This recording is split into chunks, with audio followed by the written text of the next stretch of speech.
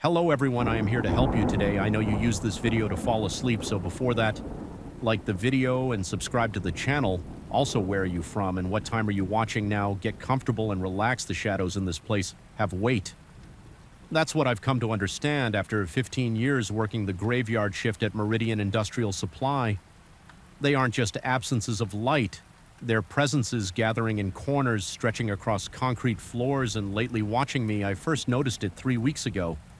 Now I can't stop noticing it, and I can't shake the feeling that something has changed in the warehouse, or maybe something has changed in me. My name is Ray Carlson, and until recently I considered myself a rational man. The night shift suited me. Fewer people, fewer complications. I patrol the sprawling warehouse complex, check the loading bays, and monitor the security feeds. Simple work for decent pay. I've never been jumpy working alone in a 990,000-foot facility filled with stacks of lumber piping and construction materials. Teaches you to distinguish between the natural settling sounds of a building and anything that requires attention. But that night 3 weeks ago, something changed. It began as most shifts do, coffee and a thermos clipboard in hand. Flashlight on my belt. The night was unseasonably cold for September, and a thin fog had settled over the industrial park, diffusing the sodium lights outside into hazy orange globes. I made my first rounds, noting the chill that seemed to seep through my jacket. Despite the building's climate control, nothing unusual, just the typical creaks and groans of metal shelving. The distant of the HVAC system, the occasional scurrying of mice in the rafters. I was midway through my second patrol when I heard it. Footsteps, not the hollow metallic sounds of the building. Contracting but deliberate footfalls. The unmistakable sound of weight shifting from heel to toe. They echoed from the eastern corridor where we store specialty cement and insulation. Nobody should have been there at 2:17 a.m. My first thought was mundane, probably someone from the day shift who forgot something and came back. But I'd locked up myself, and the alarm system hadn't registered any entries since I'd arrived. My second thought was less comforting.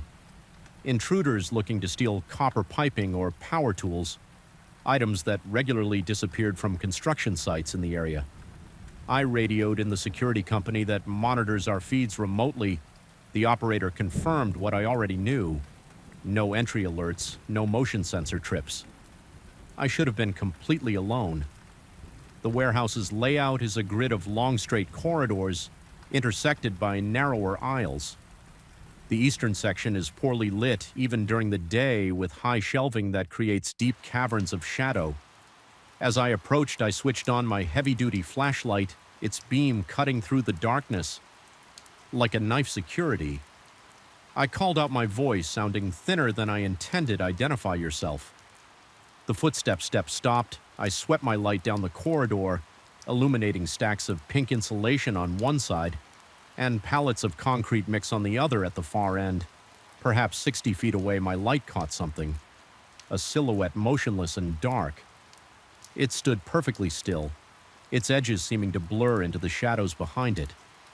I couldn't make out features, just a vaguely hum shape. Watching my heart hammered against my ribs as adrenaline surged through my system, I took a step forward, radio raised. "This is private property," I said, trying to sound authoritative. Despite the tremor in my voice, "Identify yourself, or I'm calling the police." The figure didn't move, didn't speak, just stood there as if considering me. I began walking toward it, flashlight beam fixed on the spot, though the light seemed to bend strangely around the silhouette, never quite illuminating it directly. My mouth went dry, and each step required more effort than the last, as if I were wading through invisible molasses when I was perhaps 20 feet away. The figure was simply gone, not like someone who ducked around a corner or ran. There was nowhere to run to. It was as if it had been absorbed into the darkness itself.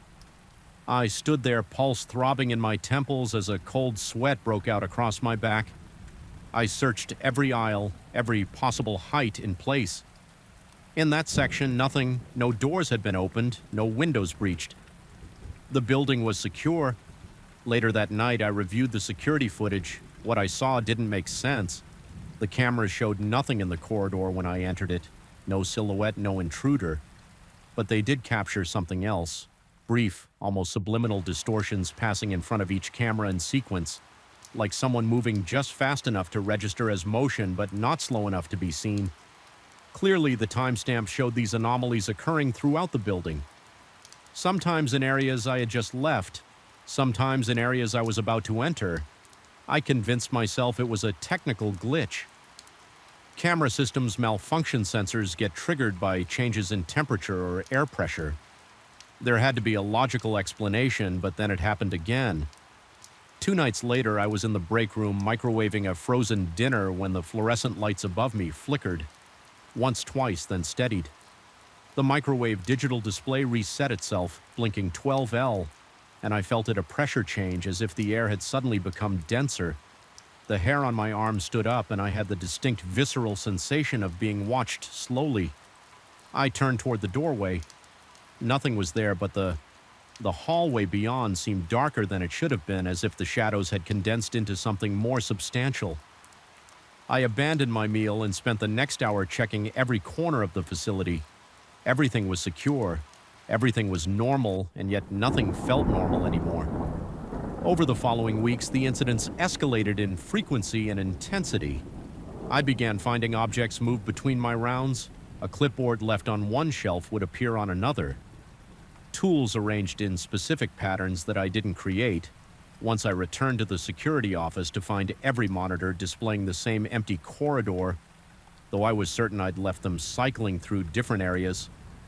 I started documenting everything, keeping a detailed log of times, locations, and sensations. The pattern that emerged was unsettling. The phenomena clustered around 3:15 a.m., focused initially in the eastern corridor but gradually spreading throughout the warehouse, and they always seemed to anticipate my movements occurring in areas shortly before I arrived. The physical manifestations of my fear became impossible to ignore. My resting heart rate increased. I developed insomnia that persisted. Even on my days off, I would jolt awake from half-remembered nightmares, convinced that a silhouette stood in the corner of my bedroom watching my appetite disappeared. And with it 15 pounds in 3 weeks, my supervisor noticed the change in me during a shift. Handover, he suggested I take some vacation time, commenting on the dark circles under my eyes, the way my hands trembled as I filled out the nightly report. I almost told him everything then about the footsteps, the silhouette, the displaced objects. But I could already imagine his reaction. He'd attribute it to stress or sleep deprivation. He might even suggest I seek professional help. Maybe I should have. Instead, I decided to confront whatever was happening. If something or someone was in the warehouse, I would find evidence. I brought in additional equipment from home, a digital audio recorder, a thermal imaging attachment for my phone, motion-activated trail cameras I'd once used for a brief hunting phase. I set them up in the eastern corridor and other hot spots I'd identified for 2 nights. Nothing happened. The warehouse was quiet. Normal. I began to wonder if my mind had manufactured the entire experience. If stress and isolation had finally caught up with me after years of nocturnal solitude. Then came last night. I was in the security office reviewing camera feeds when the power went out. The emergency lights kicked on, immediately bathing the corridors in a dim reddish glow. I grabbed my flashlight and radio following protocol to check the circuit breakers. The main breaker panel is located in the basement level, a sprawling concrete space mostly used for storage of outdated inventory and discarded fixtures. I'd always disliked going down there. The ceiling is low, the pathways narrow and twisting, but I'd never feared it. Until last night, as I descended the stairs, the beam of my flashlight seemed to penetrate less deeply into the darkness, as if the shadows had become thicker, more resistant. The temperature dropped noticeably with each step, my breath forming clouds in the increasingly frigid air. The silence was absolute. No hum of electricity, no distant traffic sounds penetrating from outside, just the sound of my boots on concrete and my increasingly shallow breathing. I reached the breaker panel and found it untouched. No trip circuits, no obvious cause for the outage. As I was examining it, my radio crackled to life through bursts of static. I heard what sounded like breathing. Slow, deliberate breaths as if someone were standing very close to a transmitter. "This is Carlson," I said into the radio. "Who's there?" The breathing continued for several seconds, then stopped. The static cleared, and then I heard my own voice coming through the speaker repeating words I'd spoken earlier that night during a routine check-in, all clear in Section 4, moving to Section 5. A cold weight settled in my stomach. I switched off the radio, fighting the urge to run. I needed to return to the security office to check if anyone had entered the building during the blackout. That's when I heard the footsteps again. Not from the radio, but from somewhere in the basement. They were unhurried, deliberate, moving toward me. My flashlight flickered, dimmed, then brightened again. I swept its beam in the direction of the sound, illuminating stacks of old lumber, discarded display racks, and pallets of discontinued tile. The footsteps stopped. I held my breath, listening. Nothing then, a sound directly behind me.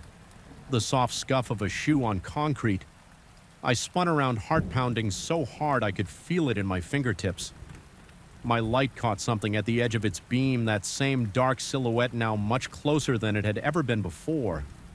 Still featureless, still indistinct, but undeniably present. Fear paralyzed me. I couldn't move, couldn't speak. My light flickered again, and in that momentary darkness, I felt something cold brush against my cheek. Light as a breath, but deliberate as a caress. When the light stabilized, the silhouette was gone, but on the wall beside me where nothing had been. Before I saw a handprint not made of dust or dirt, but of absence, as if someone had pressed their palm against the concrete and somehow extracted all color and texture from that exact spot, leaving a perfect void in the shape of a hand. I don't remember running up the stairs, don't remember locking myself in the security office, but I remember the cameras coming back online one by one, each showing normal empty corridors, and I remember the timestamp on each feed, 3:15 a.m. I've called in sick today, the first time in 7 years. I'm sitting in my apartment with all the lights on, typing this account while the events are still fresh because I need to understand what's happening.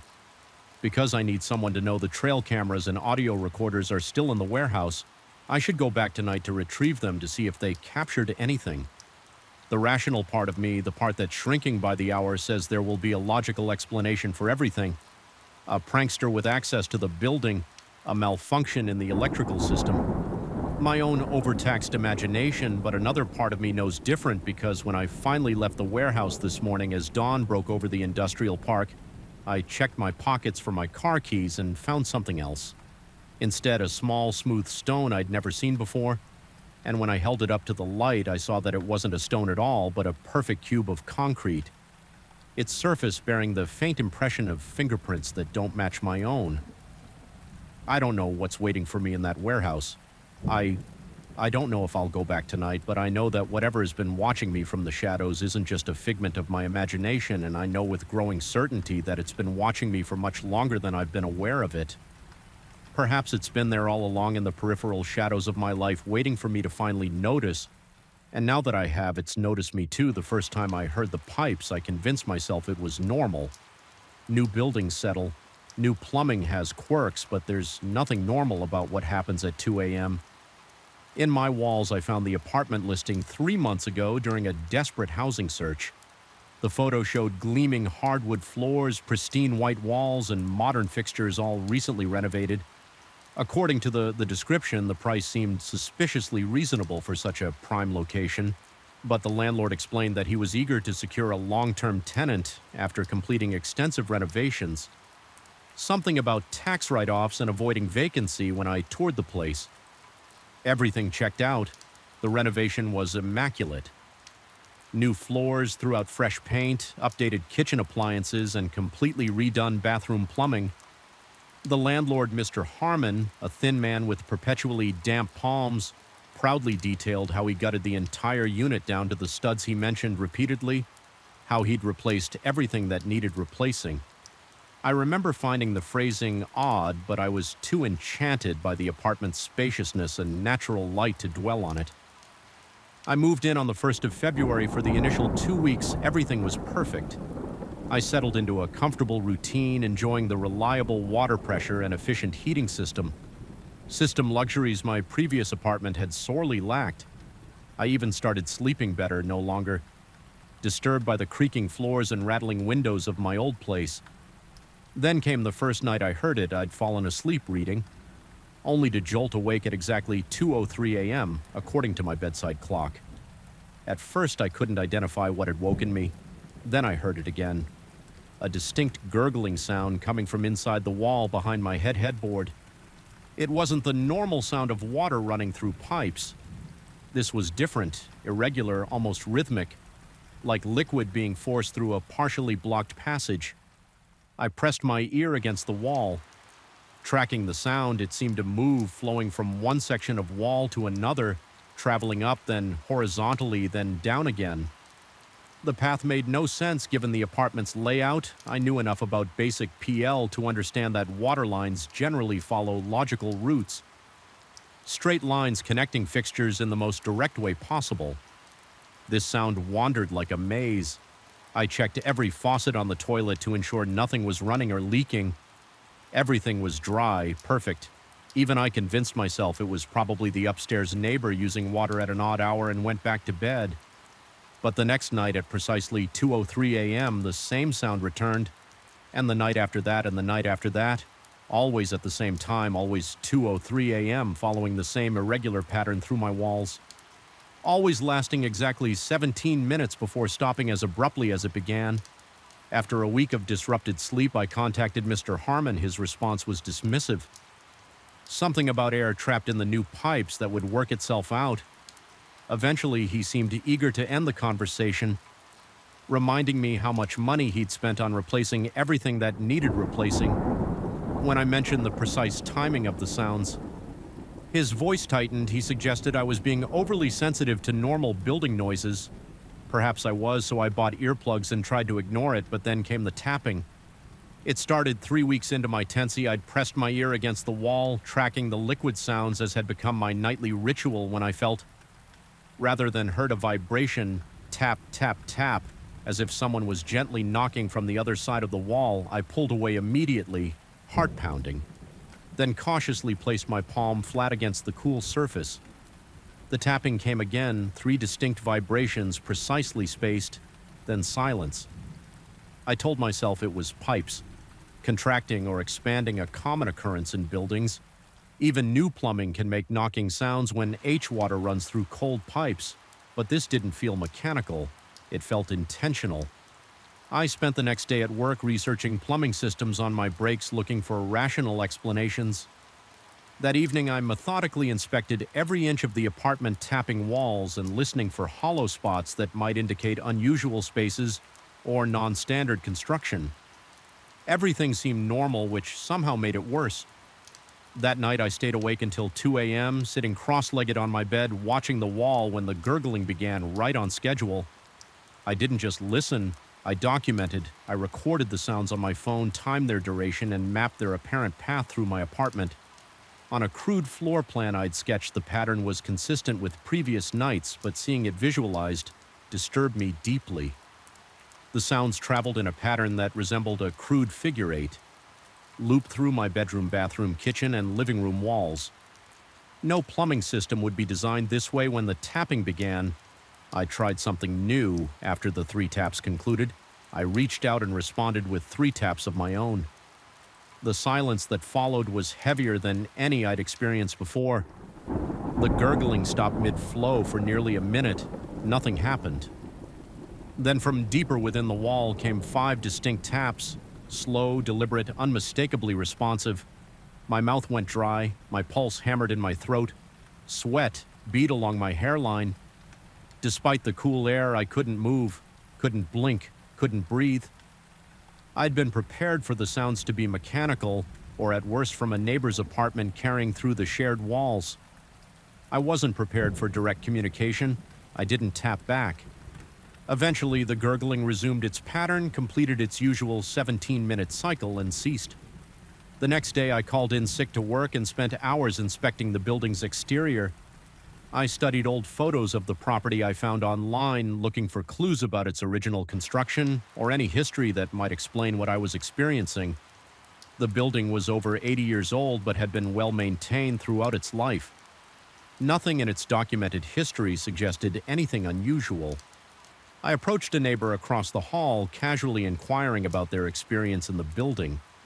The elderly woman seemed confused by my questions about plumbing, noises she'd lived there for 12 years and never heard anything unusual at night. Certainly nothing at such specific times. When I asked about the previous tenant of my unit, her expression changed subtly. She mentioned only that the young man had left, suddenly breaking his lease. Mr. Harmon had started renovations immediately after that night, unable to face another 2 a.m. visitation alone. I invited a friend to stay over. Mark arrived with beer and skepticism. In equal measure, he laughed at my detailed sound log and the dark circles under my eyes. I didn't blame him. It all sounded absurd when spoken aloud. I didn't tell him about the responsive tapping. I couldn't bring myself to voice that particular detail. We stayed up watching movies, and I watched the clock obsessively as 2 a.m. approached. Mark was half asleep on the couch. When the time came, I held my breath waiting. Nothing happened. The apartment remained silent. No gurgling, no tapping. Just the normal sounds of a building. At night, Mark left the next morning, giving me a concerned look and suggesting I might want to talk to someone about my sleep issues and anxiety. I nodded. Embarrassed and confused, had I imagined everything was this some bizarre manifestation of stress or isolation. That evening, I returned from grabbing takeout to find the hallway light on. I was certain I'd left it off. It was an old-fashioned wall switch that made a distinctive click when flipped. Not something that could be triggered accidentally. I turned it off and went about my evening trying not to assign significance to what was probably my own forgetfulness. But at 2 a.m., I woke to find every light in my apartment on, every single one, including lamps that needed to be physically switched on.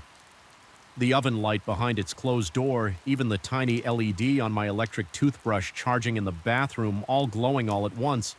And in the sudden harsh brightness, I could see something I'd missed before: a subtle discoloration on my bedroom wall, a long vertical seam where the fresh paint didn't quite match, as if a section had been patched and repainted separately from the rest of the renovation without conscious.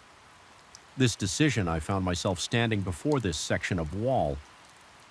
My hand raised, the gurgling had already begun following its usual pattern through the walls. When it reached the section before me, I placed my palm flat against the surface. It was warm, unnaturally warm, and beneath my palm I felt a distinct vibration. Not tapping this time, but a continuous tremor, as if something on the other side was pressing back. I snatched my hand away, but the sensation lingered on my skin, a phantom warmth and pressure that wouldn't fade. My heart thundered so violently I felt lightheaded. Sweat drenched my t-shirt despite the chill in the room. Every instinct screamed to run, to get out, to never return to this place. Instead, I found myself in the kitchen, returning with a hammer, standing before the discolored section of wall tool in hand. I hesitated. What was I doing? Property damage was illegal, would cost me my security deposit at minimum, but something deeper than rational thought drove me forward. Something primal that needed to know what was behind that wall. The first strike broke through the drywall easily, too easily, as if the material were softer than it should be. The second strike widened the hole enough for me to peer inside with the flashlight on my phone. What I expected, what would have been logical, was to see the ordinary innards of a wall stud's insulation, wiring, pipes, normal construction materials. What I saw instead was a narrow space, perhaps 8 inches wide, extending vertically between the studs. But instead of insulation, the space contained old copper pipes. Not the new PEX tubing Mr. Harmon had proudly shown me during the tour. These were ancient corroded tubes covered in a substance I initially took to be rust, but the color was wrong too, dark too, or organic, and wrapped around these pipes, threaded through them, woven into a complex pattern with something that resembled wiring, but moved slightly in ways electrical wiring shouldn't. I leaned closer, my phone's light revealing more detail than I wanted to see. Not wiring, something else. Something that pulsed faintly with the gurgling sound that now surrounded me. I stumbled backward, dropping my hammer with a clatter that seemed muted against the now louder liquid sounds. The gurgling had intensified, no longer confined to its usual path, but concentrated behind the wall. I just breached, and now there was a new sound underlying it, a low, wet rasp that reminded me horribly of labored breathing. The wall began to bulge outward around the hole I'd made, not cracking, not breaking, but stretching, as if the drywall had suddenly become elastic. Something was pushing through from the other side, something that made the material IAL distend in a shape that suggested fingers. I didn't wait to see more. Self-preservation finally overcame curiosity. I ran for the door, fumbling with the locks. With trembling hands behind me, I heard the distinct sound of drywall tearing, of something heavier than liquid hitting the floor. I spent that night in my car, parked several blocks away, unable to stop shaking when morning came. I called Mr. Harmon. No answer. I texted, explaining in frantic, disjointed sentences what had happened. The response, when it finally came hours later, was brief. Told you I replaced everything that needed replacing. Not my fault you disturbed what didn't. I never returned to the apartment. I sent movers for my belongings, refusing to step foot inside again. They reported nothing unusual, just a patched hole in the bedroom wall that looked like someone punched it. According to them, the apartment was silent, dry, and perfectly normal. I lost my security deposit and paid 2 additional months' rent as penalty for breaking the lease, small price for freedom. Sometimes I wonder about the building, about Mr. Harmon's renovations, about what he chose to wall.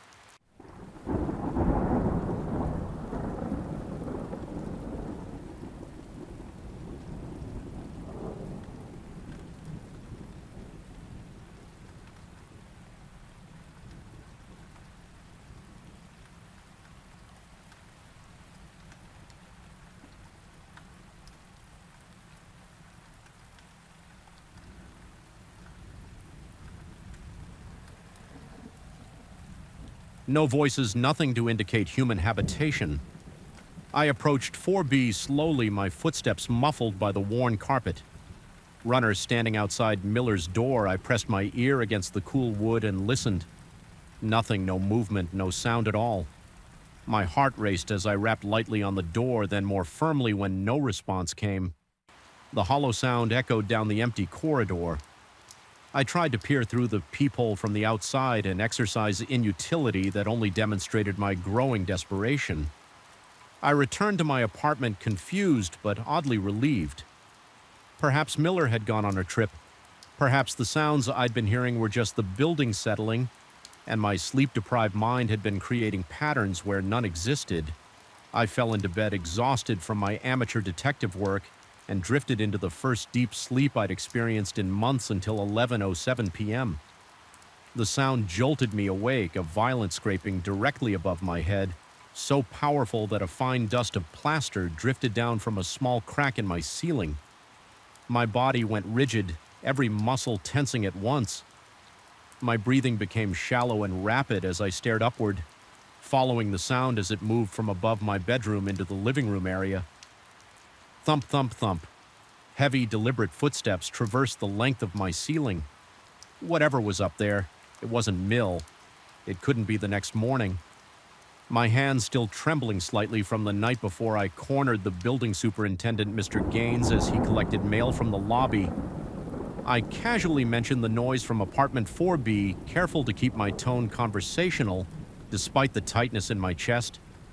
What he told me turned my blood to ice. Miller had moved out 3 weeks ago. The apartment was empty, awaiting renovations before a new tenant could move in. I almost laughed in the superintendent's face, thinking he was confused about the apartment number. I described to Miller the hat, the briefcase, the gray coat.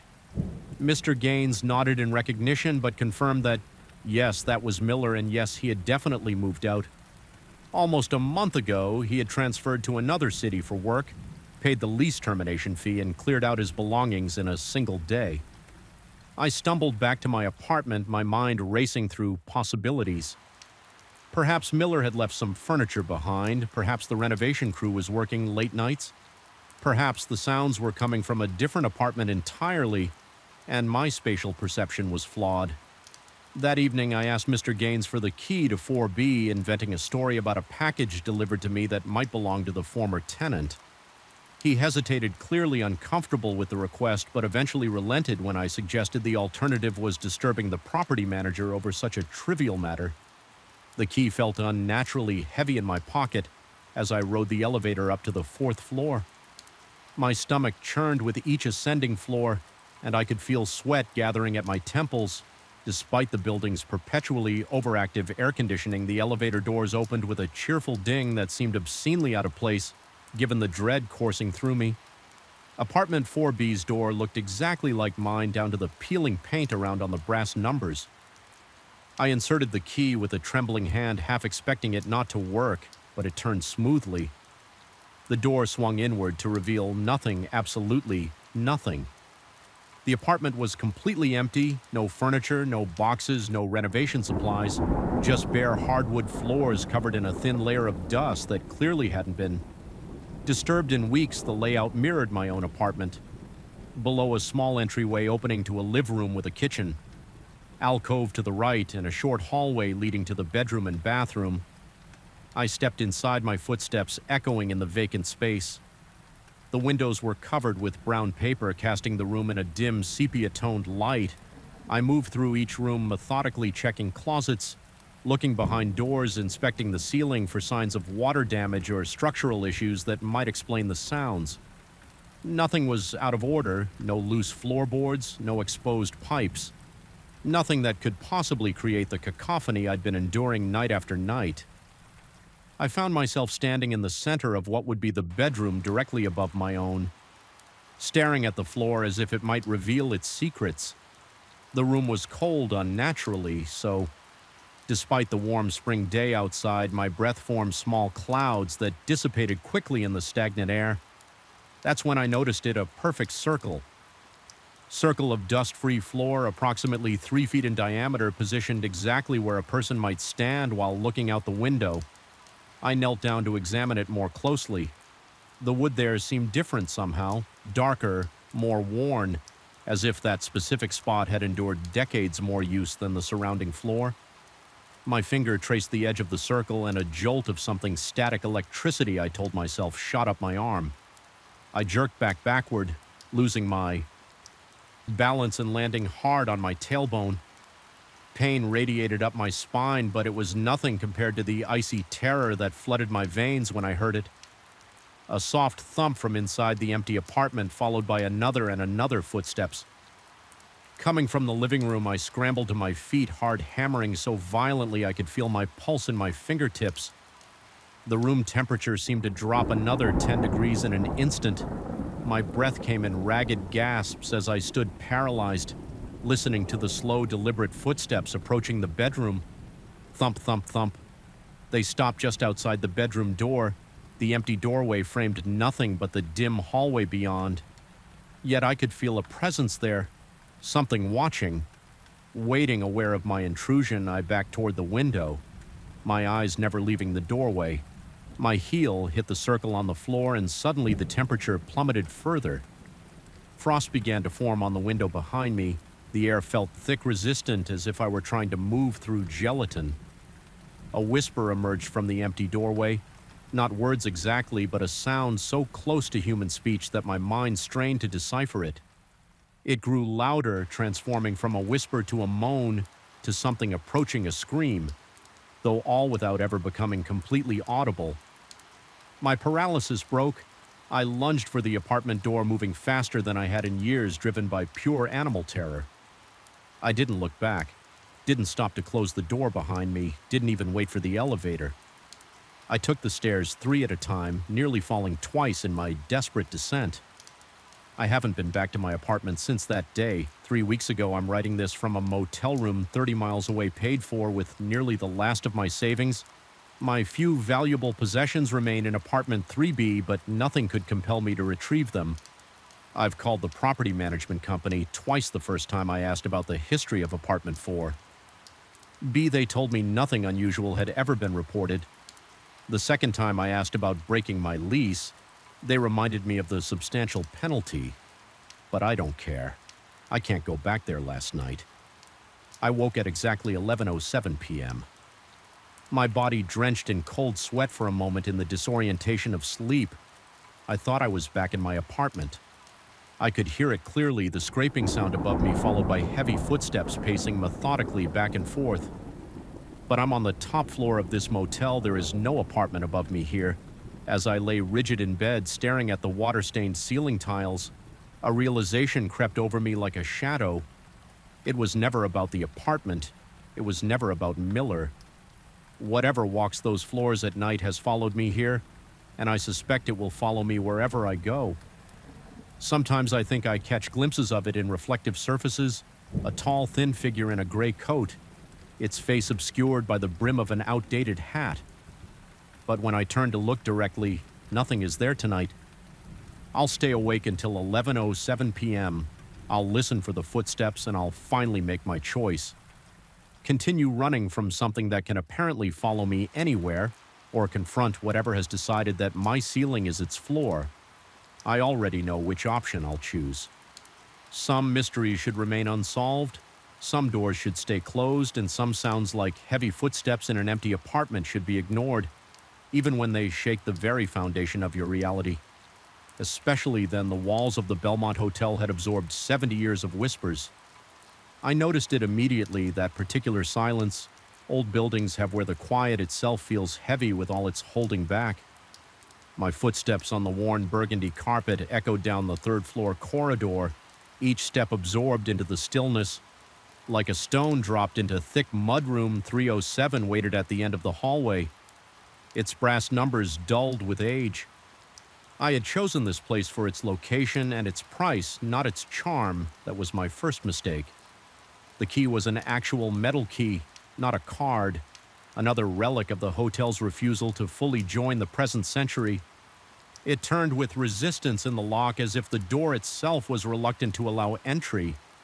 The room smelled of furniture polish and something else beneath it. a musty thickness that hung in the air like invisible smoke. Nothing remarkable at first glance. Queen bed with a faded floral comforter, heavy drapes drawn against the streetlights, a desk with a lamp casting a shallow yellow pool across its surface. Just another forgettable room in another forgettable hotel in another city I was passing through for work. I unpacked methodically as I always did, arranging my toiletries in the bathroom, hanging my suits to release their travel wrinkles, setting up my laptop on the desk. Routine calms me. I travel 40 weeks a year selling industrial equipment across 6 states. Hotel rooms are more familiar to me than my own apartment. I know their rhythms, their peculiarities. I can tell within minutes whether the shower will run hot, whether the air. Conditioning will rattle all night, whether the walls will allow me to hear every intimate detail of my neighbors' lives.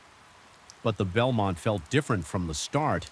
Not just old I could handle, but aware. Somehow I dismissed this thought as exhaustion from the 6-hour drive and ordered dinner from a nearby they place, ate at the desk.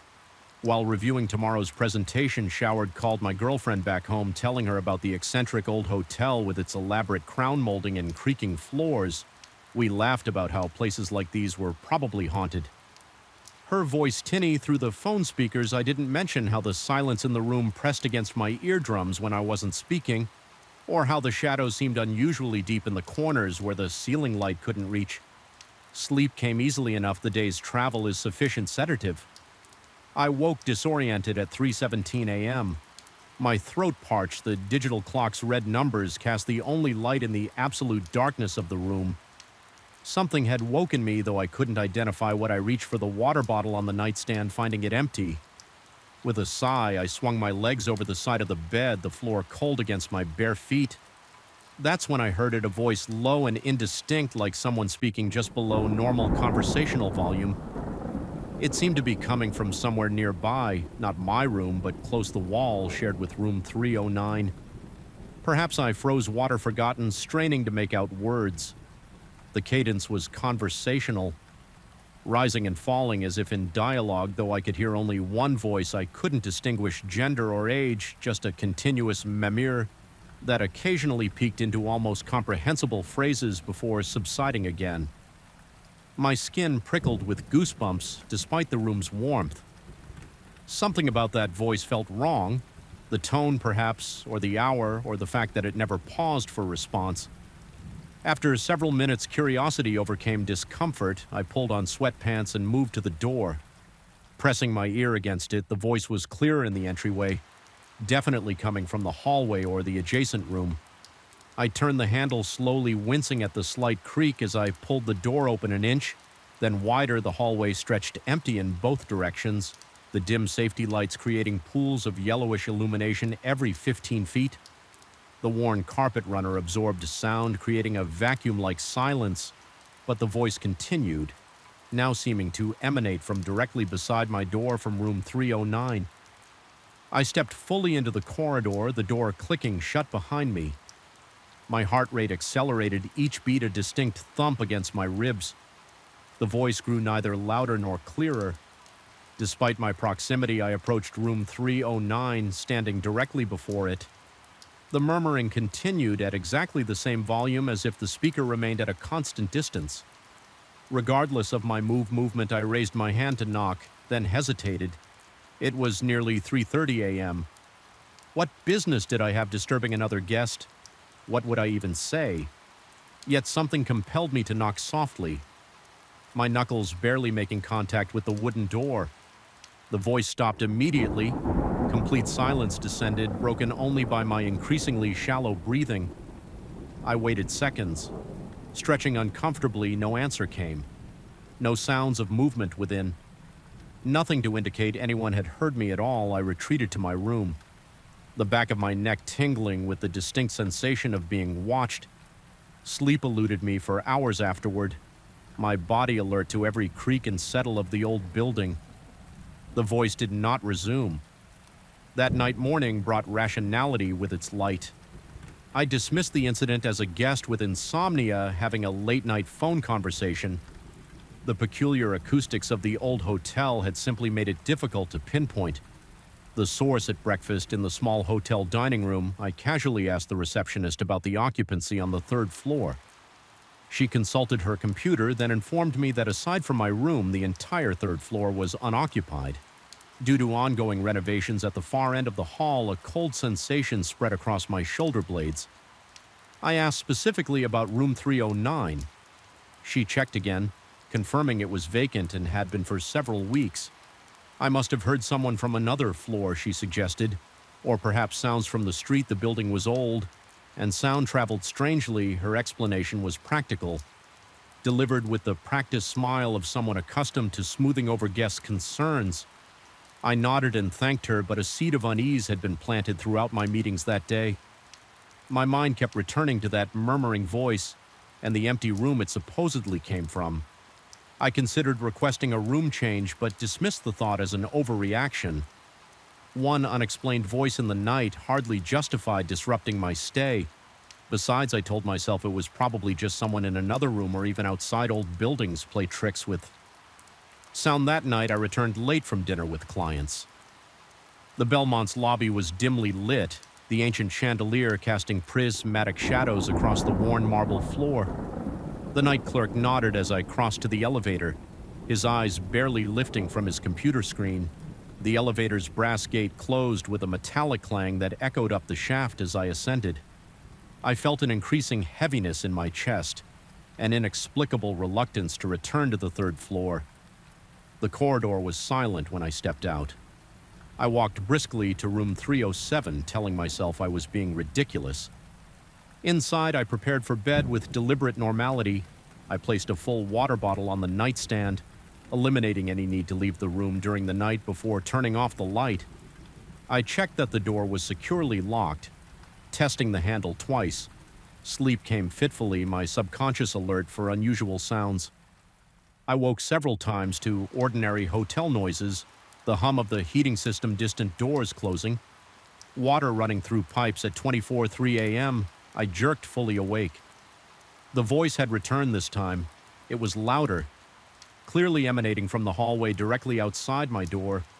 No longer a murmur, but an urgent, insistent monologue, still indistinct in its words, but unmistakable in its presence. I lay rigid in bed, cold sweat beating across my forehead. My mouth dried instantly, my tongue sticking to the roof of my mouth, every muscle tensed as I strained to understand what was being said. The voice continued unabated for several minutes, rising and falling in its intensity, but never resolving into comprehensible language. It was neither male nor female, but somehow both simultaneously, its tone shifting between what seemed like pleading and explaining. I fought the overwhelming urge to cover my ears, to block out that persistent, unintelligible speech against all better judgment. I slid from bed and approached the door. The room's chill air raised goosebumps across my arms as I pressed my eye to the peephole. The distorted, fishy view showed an empty hallway impossible. The voice was directly outside, so close it might have been speaking into the very door itself. My hand trembled as I reached for the doorknob. Logic warred with instinct. There was no explanation for a disembodied voice, yet my senses insisted on its reality. The metal knob felt impossibly cold against my palm. I turned it slowly, pulling the door open. A crack. The hallway was empty, yet the voice continued, uninterrupted now, seeming to come from the space directly before me where no one stood. My vision blurred at the edges, darkness creeping in as my breathing became rapid and shallow. The physical impossibility of what I was experiencing sent pulses of adrenaline surging through my body. I slammed the door shut, fumbling with the lock, then backed away until my legs hit the bed. The voice stopped abruptly. The silence that followed was almost worse, expectant, as if waiting for me to make the next move. I sat motionless on the edge of the bed, ears straining for any sound. Minutes passed, nothing. Eventually, exhaustion overcame fear, and I fell into troubled sleep. Shortly before dawn at breakfast, I approached the front desk with as much composure as I could muster. The day clerk was an older man with weary eyes and thinning gray hair. When I mentioned hearing voices on the third floor, his expression shifted subtly from professional courtesy to guarded recognition. I pressed further, asking directly if other guests had reported similar experiences. He hesitated before admitting that yes. Over the years, there had been occasional reports of voices in the hallways, particularly on the third floor, most often in the small hours of the morning, always seemingly engaged in one-sided conversations that never resolved. He delivered this information reluctantly, watching my reaction carefully as if gauging whether he'd shared too much. I asked if he knew what the voices were saying. His response was evasive. No one had ever been able to make out specific words, only the impression of urgent communication. The phenomenon had been occurring for decades. Long before his employment, the hotel management generally attributed it to the building's acoustic peculiarities and its location near a hospital where ambulance sirens and emergency room activity continued through the night. His explanation was reasonable but delivered with the practiced ease of something repeated many times. I noticed he didn't meet my eyes as he spoke when I mentioned that the voice seemed to be directly outside my door where no one stood. He fell silent, busying himself with papers on the desk. After a moment, he asked if I would like to change rooms. I accepted immediately. My new room was on the first floor, smaller but renovated more recently. I spent the day distracted, researching the Belmont's history between meetings. The hotel had opened in 1932 and operated continuously since changing ownership several times, nothing in its public. History suggested tragedy or circumstances that might explain supernatural activity.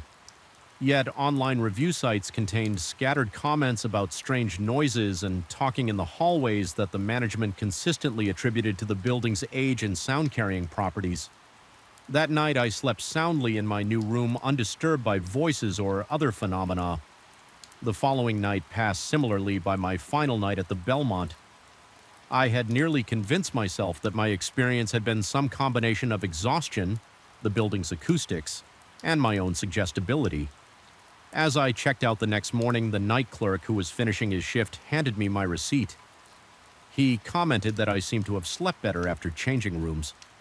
I agreed, adding that the third floor had been unsettling. A shadow passed across his features. He glanced around to ensure no one was within earshot before leaning slightly closer. What he told me was brief but sufficient to ensure I would never return to the Belmont. He claimed that in the 1950s, a traveling salesman like myself had stayed in room 309. For several weeks, the man had suffered from what would now be diagnosed as schizophrenia, manifesting his endless one-sided conversations with entities no one else could perceive. Hotel staff had become concerned when other guests complained, but the hotel's owner refused to evict a paying customer who wasn't violent. Eventually, the man had been found in a catatonic state, staring at the wall shared with room 307. He never spoke again and spent his remaining years in a psychiatric institution before being taken away. He had managed to write a single sentence on a piece of hotel stationery. There, still waiting for an answer, I left the Belmont that morning with my bags and a persistent chill that no amount of sunlight seemed to dispel in the weeks since I've changed hotel chains entirely. Avoiding historic properties, regardless of their convenient locations or competitive rates. I've convinced my employer to book only modern accommodations with concrete and steel construction rather than the wood and plaster of older buildings. Sometimes at night, just as I'm drifting off to sleep, I imagine I hear that voice again, urgent, insistent. Just beyond comprehension, I tell myself it's memory playing tricks, nothing more. But I always sleep with music playing now, filling the silence with something known and human, and I never ever answer if I think I hear someone speaking outside my door after midnight, because whatever was in that hallway, whatever has been trying to communicate through the thin barrier between its reality and ours, is still waiting for someone to answer, and I fear what might happen when someone finally does. Scratching started on the third night, a faint persistent sound. Fingernails against wood, or perhaps something sharper. I lay awake staring at the ceiling, counting the seconds between each scrape, wondering if lack of sleep was amplifying ordinary house noises into something sinister. The Victorian-era house had creaked and settled from the moment I moved in, but this was different, more deliberate, more alive. I should have listened to that quiet voice of intuition that first day when Mr. Hargrove handed me the keys.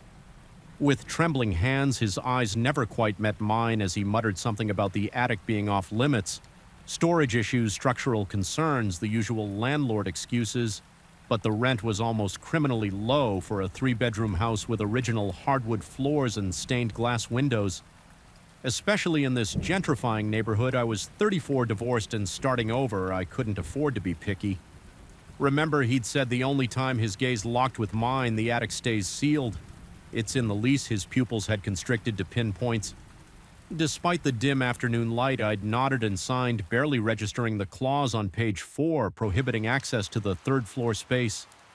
The heavy wooden door at the end of the upstairs hallway, the one leading to the attic staircase, had been sealed with industrial-grade padlocks and what appeared to be a fresh coat of paint around the edges, as if someone had tried to permanently seal the gap between door and frame. I dismissed it as excessive caution from an elderly landlord worried about liability for the first 2 nights the house had been quiet, save for the expected settling sounds of an old structure. I unpacked my meager possessions, arranged furniture, and tried to feel at home in the cavernous rooms with their high ceilings and ornate moldings. The divorce had left me with little. Karen took most of our shared belongings along with the dog. But in those empty spaces I found a strange comfort, a blank canvas, a new beginning. But on that 3rd night, the scratching began. I told myself it was mice, maybe squirrels, that had found their way into the walls. I made a mental note to call an exterminator in the morning and pulled my pillow over my head.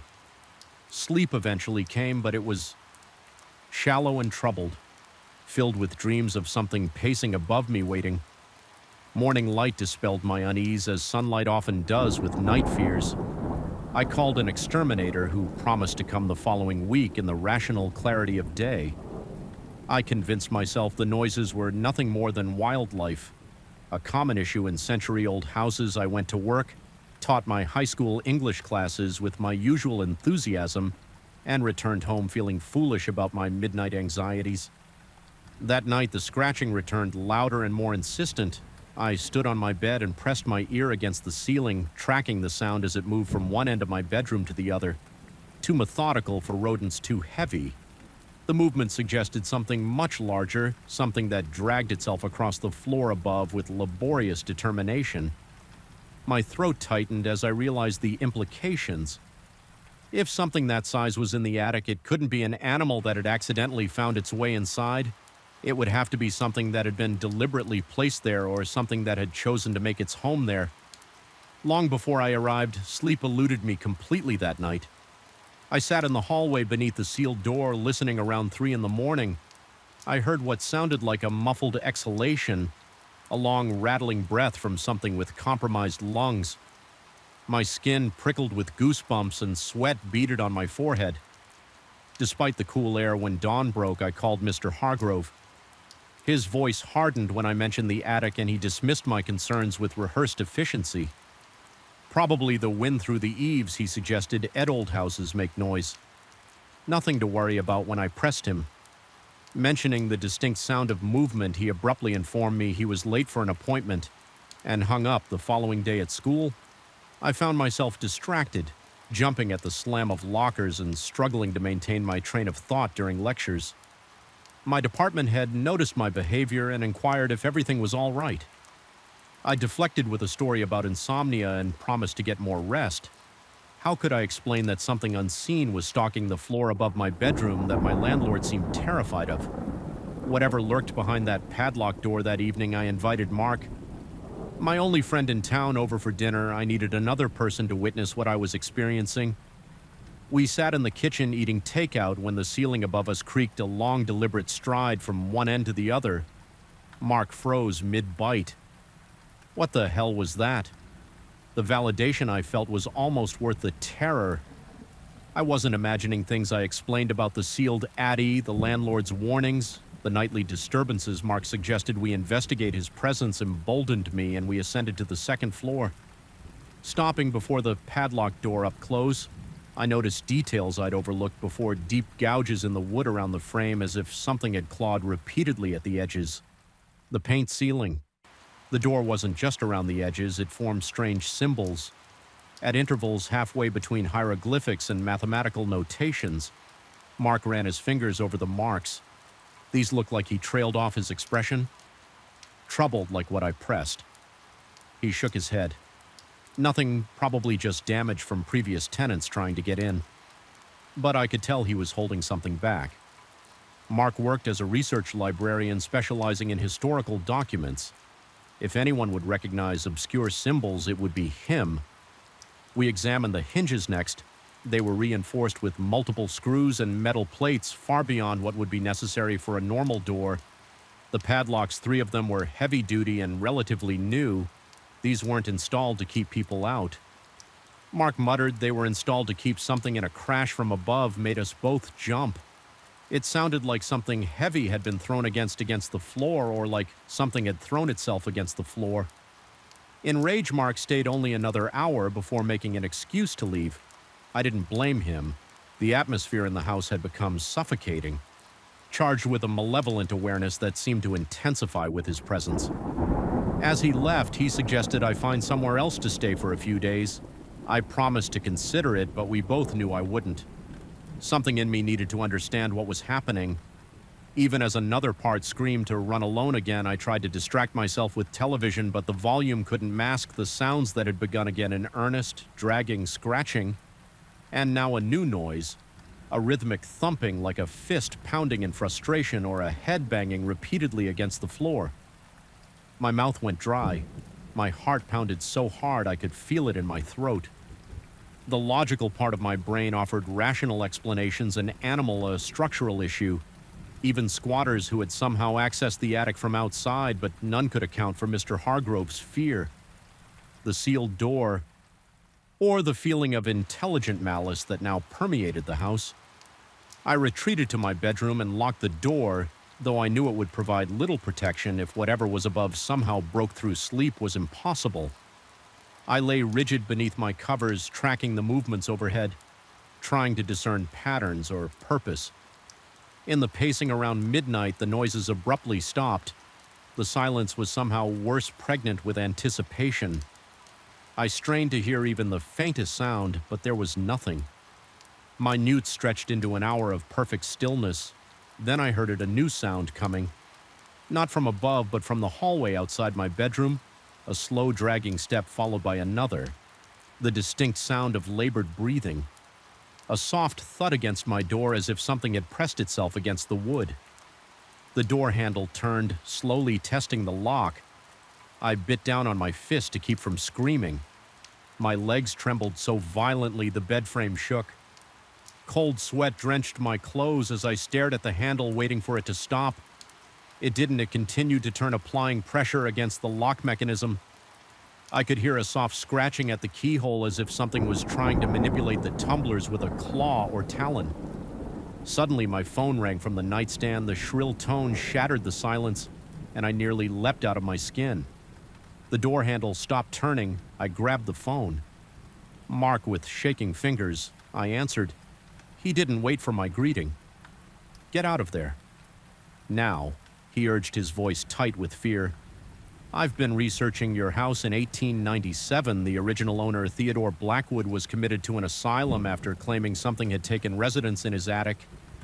Something he accidentally summoned through occult experiments. He sealed it in with binding symbols and warned it should never be released."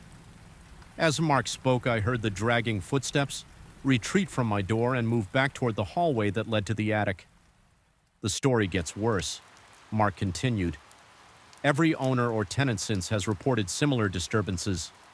3 have committed suicide. 2 disappeared without a trace. The house has been vacant for most of the last 20 years until Hargrove inherited it from his uncle. 6 months ago, my throat constricted. Why wouldn't he warned me? He probably thought it was just superstition, or maybe he was desperate to offload some of the financial burden of the property. Either way, you need to leave tonight. You can stay at my place." I agreed, promising to pack a bag and drive straight to his apartment. As I hung up, I realized the house had gone completely silent. Once more, not even the usual creaks of settling wood disturbed the stillness, moving with deliberate quiet. I grabbed a duffel bag and stuffed it with clothes and essentials. I didn't bother with most of my possessions. They could be replaced. I just needed to get out. I unlocked my bedroom door and peered into the darkened hallway. Empty, the path to the stairs was clear. I took a deep breath and stepped out. Moving quickly toward the staircase as I passed the attic door, I froze the padlocks. All three of them lay open on the floor. The door stood ajar just a few inches, but enough to reveal absolute darkness. Beyond, dark matter seemed to seep from the opening like black smoke. Though I knew that had to be my imagination, I should have run then. Every instinct urged me to flee down the stairs and out of the house, but a terrible curiosity rooted me to the spot, and after all the fear, all the sleepless nights, I needed to know what lurked in that forbidden space. I inched closer, holding my phone with its flashlight activated before me like a talisman. The thin beam did little to penetrate the unnatural darkness beyond the door. With trembling fingers, I pushed the door wider. The hinges screamed in protest. Not from disuse, but because they were bending outward. The metal warped as if by tremendous force, applied from within the heavy door, had been systematically compromised. The frame splintered where the locks had been attached. It hadn't been opened from the outside, it had been broken open from within. My flashlight beam caught movement at the top of the attic stairs, a swift withdrawal of something pale and emaciated. I heard a sound like wet meat slapping against wood as it retreated into the darkness. The smell hit me then, a putrid combination of rot ammonia and something metallic like blood. But underneath was a more disturbing scent, old paper ink and candle wax. The remnants of Blackwood's occult workings preserved for over a century in the sealed space. A low, guttural sound emerged from the darkness, halfway between a growl and speech syllables that hurt my ears and made my vision blur. The temperature in the hallway plummeted, my breath fogging before me. Self-preservation finally overcame curiosity. I staggered backward, nearly falling in my haste to put distance between myself and the open door as I turned to run. I caught a glimpse of something emerging from the darkness, a pale, elongated limb reaching around the doorframe, fingers too numerous and joints too flexible to be human. I didn't look back again. I flew down the stairs and out the front door, leaving it open behind me. I drove straight to Mark's apartment, my hands shaking so badly I could barely grip the steering wheel. I never returned to the house, not even for my remaining possessions. Mark helped me file a police report the next day, but when officers visited the property, they found nothing. Amidst, the attic door was securely locked. They reported with no signs of damage. Mr. Hargrove expressed surprise at my paranoid delusions and offered to release me from the lease without penalty, an offer I gratefully accepted 2 weeks later while staying at a budget motel and searching for a new apartment. I received a small package in the mail. No return address, but the shaky handwriting on the label was unmistakably Mr. Hargrove's. Inside was a single key and a handwritten note. It knows you're sent now. It may follow if it does use this on any door in your home and keep that door sealed. May God forgive me, I threw the key away and moved to another state. The following week, sometimes at night, I still wake to the sound of scratching, faint but persistent, coming from the ceiling above my bed, and sometimes in the darkest hours before dawn, I hear something dragging itself slowly across the floor of the vacant apartment above mine. The chlorine smell hits differently at night during the day. It's normal, expected, even mingling with the sounds of splashing and laughter. But at 2 a.m., when the building should be empty, that chemical scent hanging in the still air becomes something else. Entirely something invasive, something wrong. And when I hear water moving in an empty pool, the smell intensifies as if responding to my fear. I've been the night custodian at Westfield Community Sports Center for nearly 7 years now. It's not a glamorous J job, but it pays the bills and suits my preference for solitude. The center itself is a relic from the 1970s, a sprawling concrete structure with dated wood paneling, flickering fluorescent lights, and that particular musty odor, unique to places where thousands of sweaty bodies have passed through over decades. My shift begins at 10 p.m., after the last patrons and staff have left. I clean the weight room, sweep the basketball courts, mop the locker rooms, and ensure everything is ready for the morning crowd.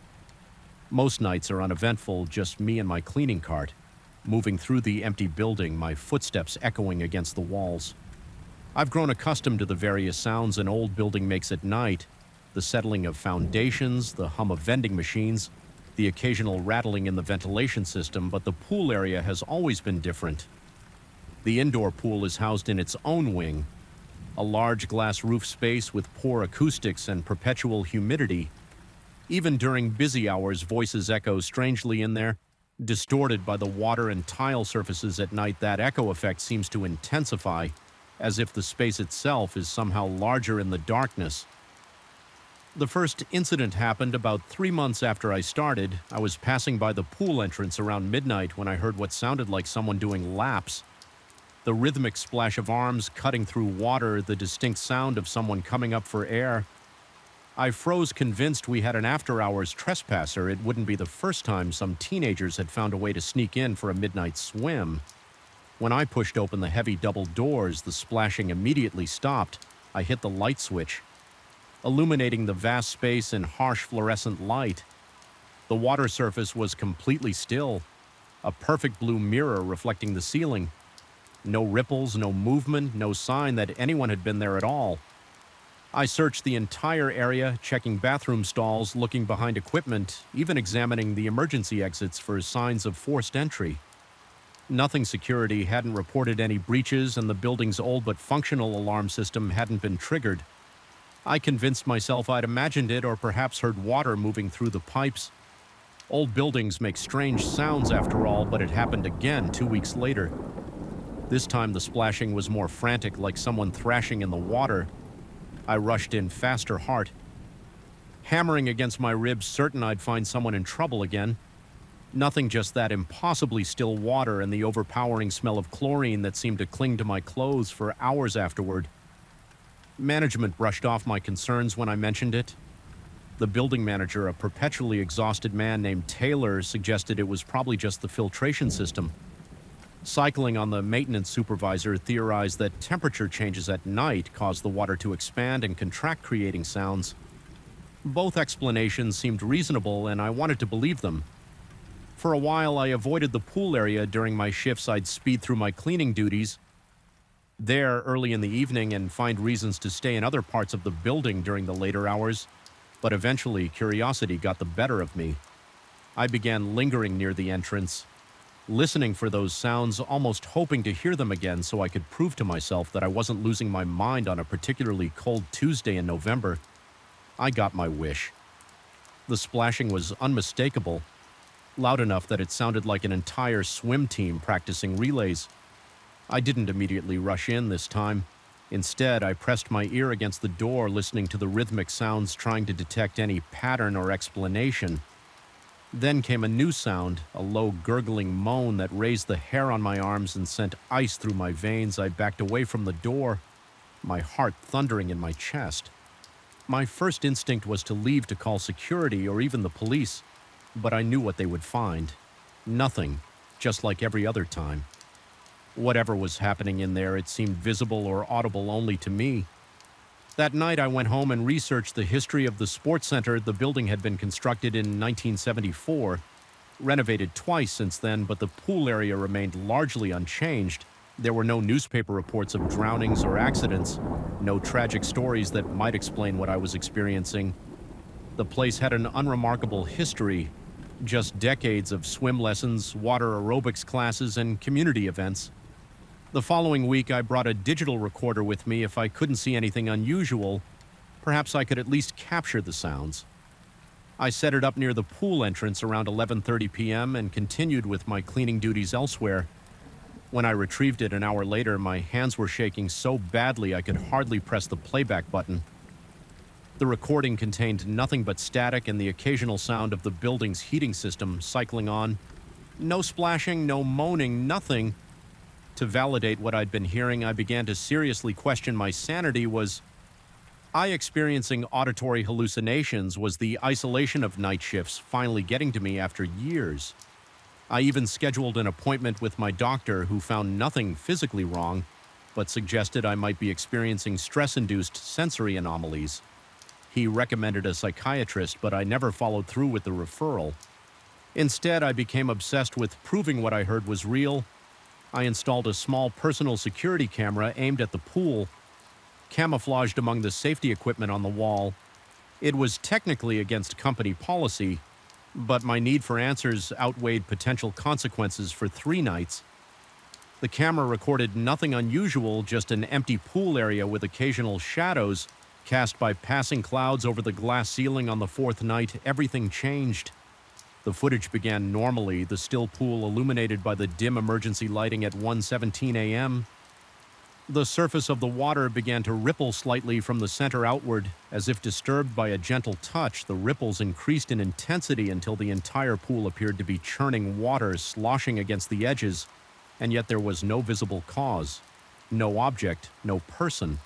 Nothing falling from above, just the water itself, moving as if alive at 1:22 a.m.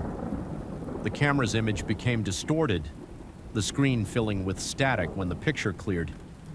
10 seconds later, the pool was completely still again. The timestamp showed no skip in recording whatever had happened. The camera had captured it or tried to. I watched the footage over and over, a cold sweat breaking out across my forehead. This was proof evidence that something was happening in that pool, something that defied logical explanation. That same night, I made the decision to confront whatever was in there. I waited until 1 a.m. when the building was at its quietest. I entered the pool area, leaving the lights off, except for my flashlight. The chlorine smell hit me immediately, stronger than usual. Almost eye-watering in its intensity, I called out, my voice echoing against the tile walls. I asked if anyone was there, feeling immediately foolish for speaking to an empty room. The water remained still, reflecting the beam of my flashlight like black glass. For nearly 20 minutes I stood there waiting, listening. Nothing happened.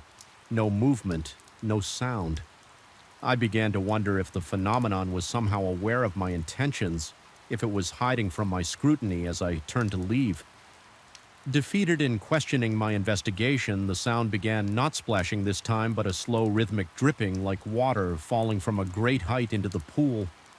Drop by drop, I swung my flashlight toward the sound but saw nothing. The dripping continued, growing faster, more insistent, until it became a steady stream. A wave of dizziness washed over me. The smell of chlorine became overwhelming, filling my lungs, making it difficult to breathe. The beam of my flashlight dimmed the batteries, seemingly draining. In real time, in the fading light, I saw the water begin to move, not in ripples or waves, but rising upward in a column from the center of the pool. I backed away, unable to process what I was seeing. The column grew taller, taking on a vaguely humanoid shape, a head, shoulders, arms forming from liquid that somehow maintained its form outside the confines of the pool. My back hit the wall and I realized I had nowhere to run. My legs refused to move. Frozen in primal terror as the water figure drifted toward the edge of the pool. Nearest to me, it had no face, no features, just a suggestion of human form composed entirely of pool water. Yet somehow I felt it watching me, studying me with an intelligence that made my skin crawl. The chlorine smell became mixed with something else, something older and more organic, like algae or river mud. My chest constricted as I struggled to breathe. Black spots danced at the edges of my vision. I was certain I was about to lose consciousness when the overhead light suddenly blazed to life. The water figure collapsed instantly, splashing back into the pool with a sound like a body falling from height.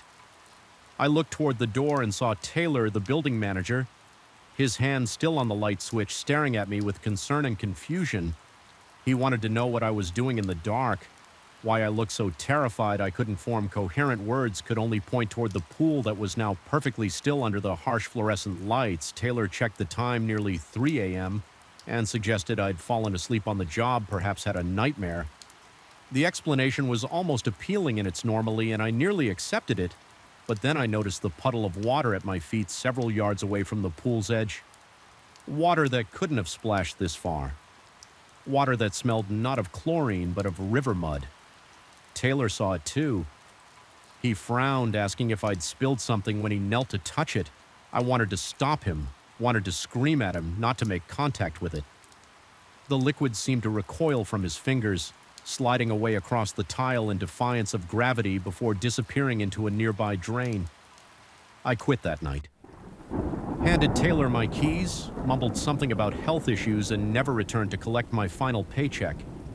He didn't try to convince me to stay, just gave me an odd evaluating look before nodding slowly as if confirming something to himself. It's been 6 months since I left the Westfield Community Sports Center. I found other workday shifts only and mostly convinced myself that stress and isolation were responsible for my experiences. Almost 2 weeks ago, I received a small package in the mail. No return address. Just my name and apartment number. Inside was a USB drive containing a single video file security footage from the pool area, dated 3 days after my departure. The familiar scene of the empty pool at night, the water beginning to move with no apparent cause, but this footage continued longer than mine had the water. Rose formed its humanoid shape and then changed features appeared in the watery form, a face-taking shape, eyes, opening mouth, moving as if speaking words. The camera couldn't capture. It was my face looking back from that watery body. The video ended there, replaced by a text document containing just 3 sentences.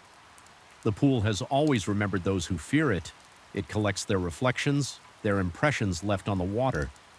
Sometimes it gives them back. I've moved twice. Since receiving that package, I avoid all bodies of water larger than a bathtub. I don't swim, don't visit beaches, don't walk near lakes or rivers.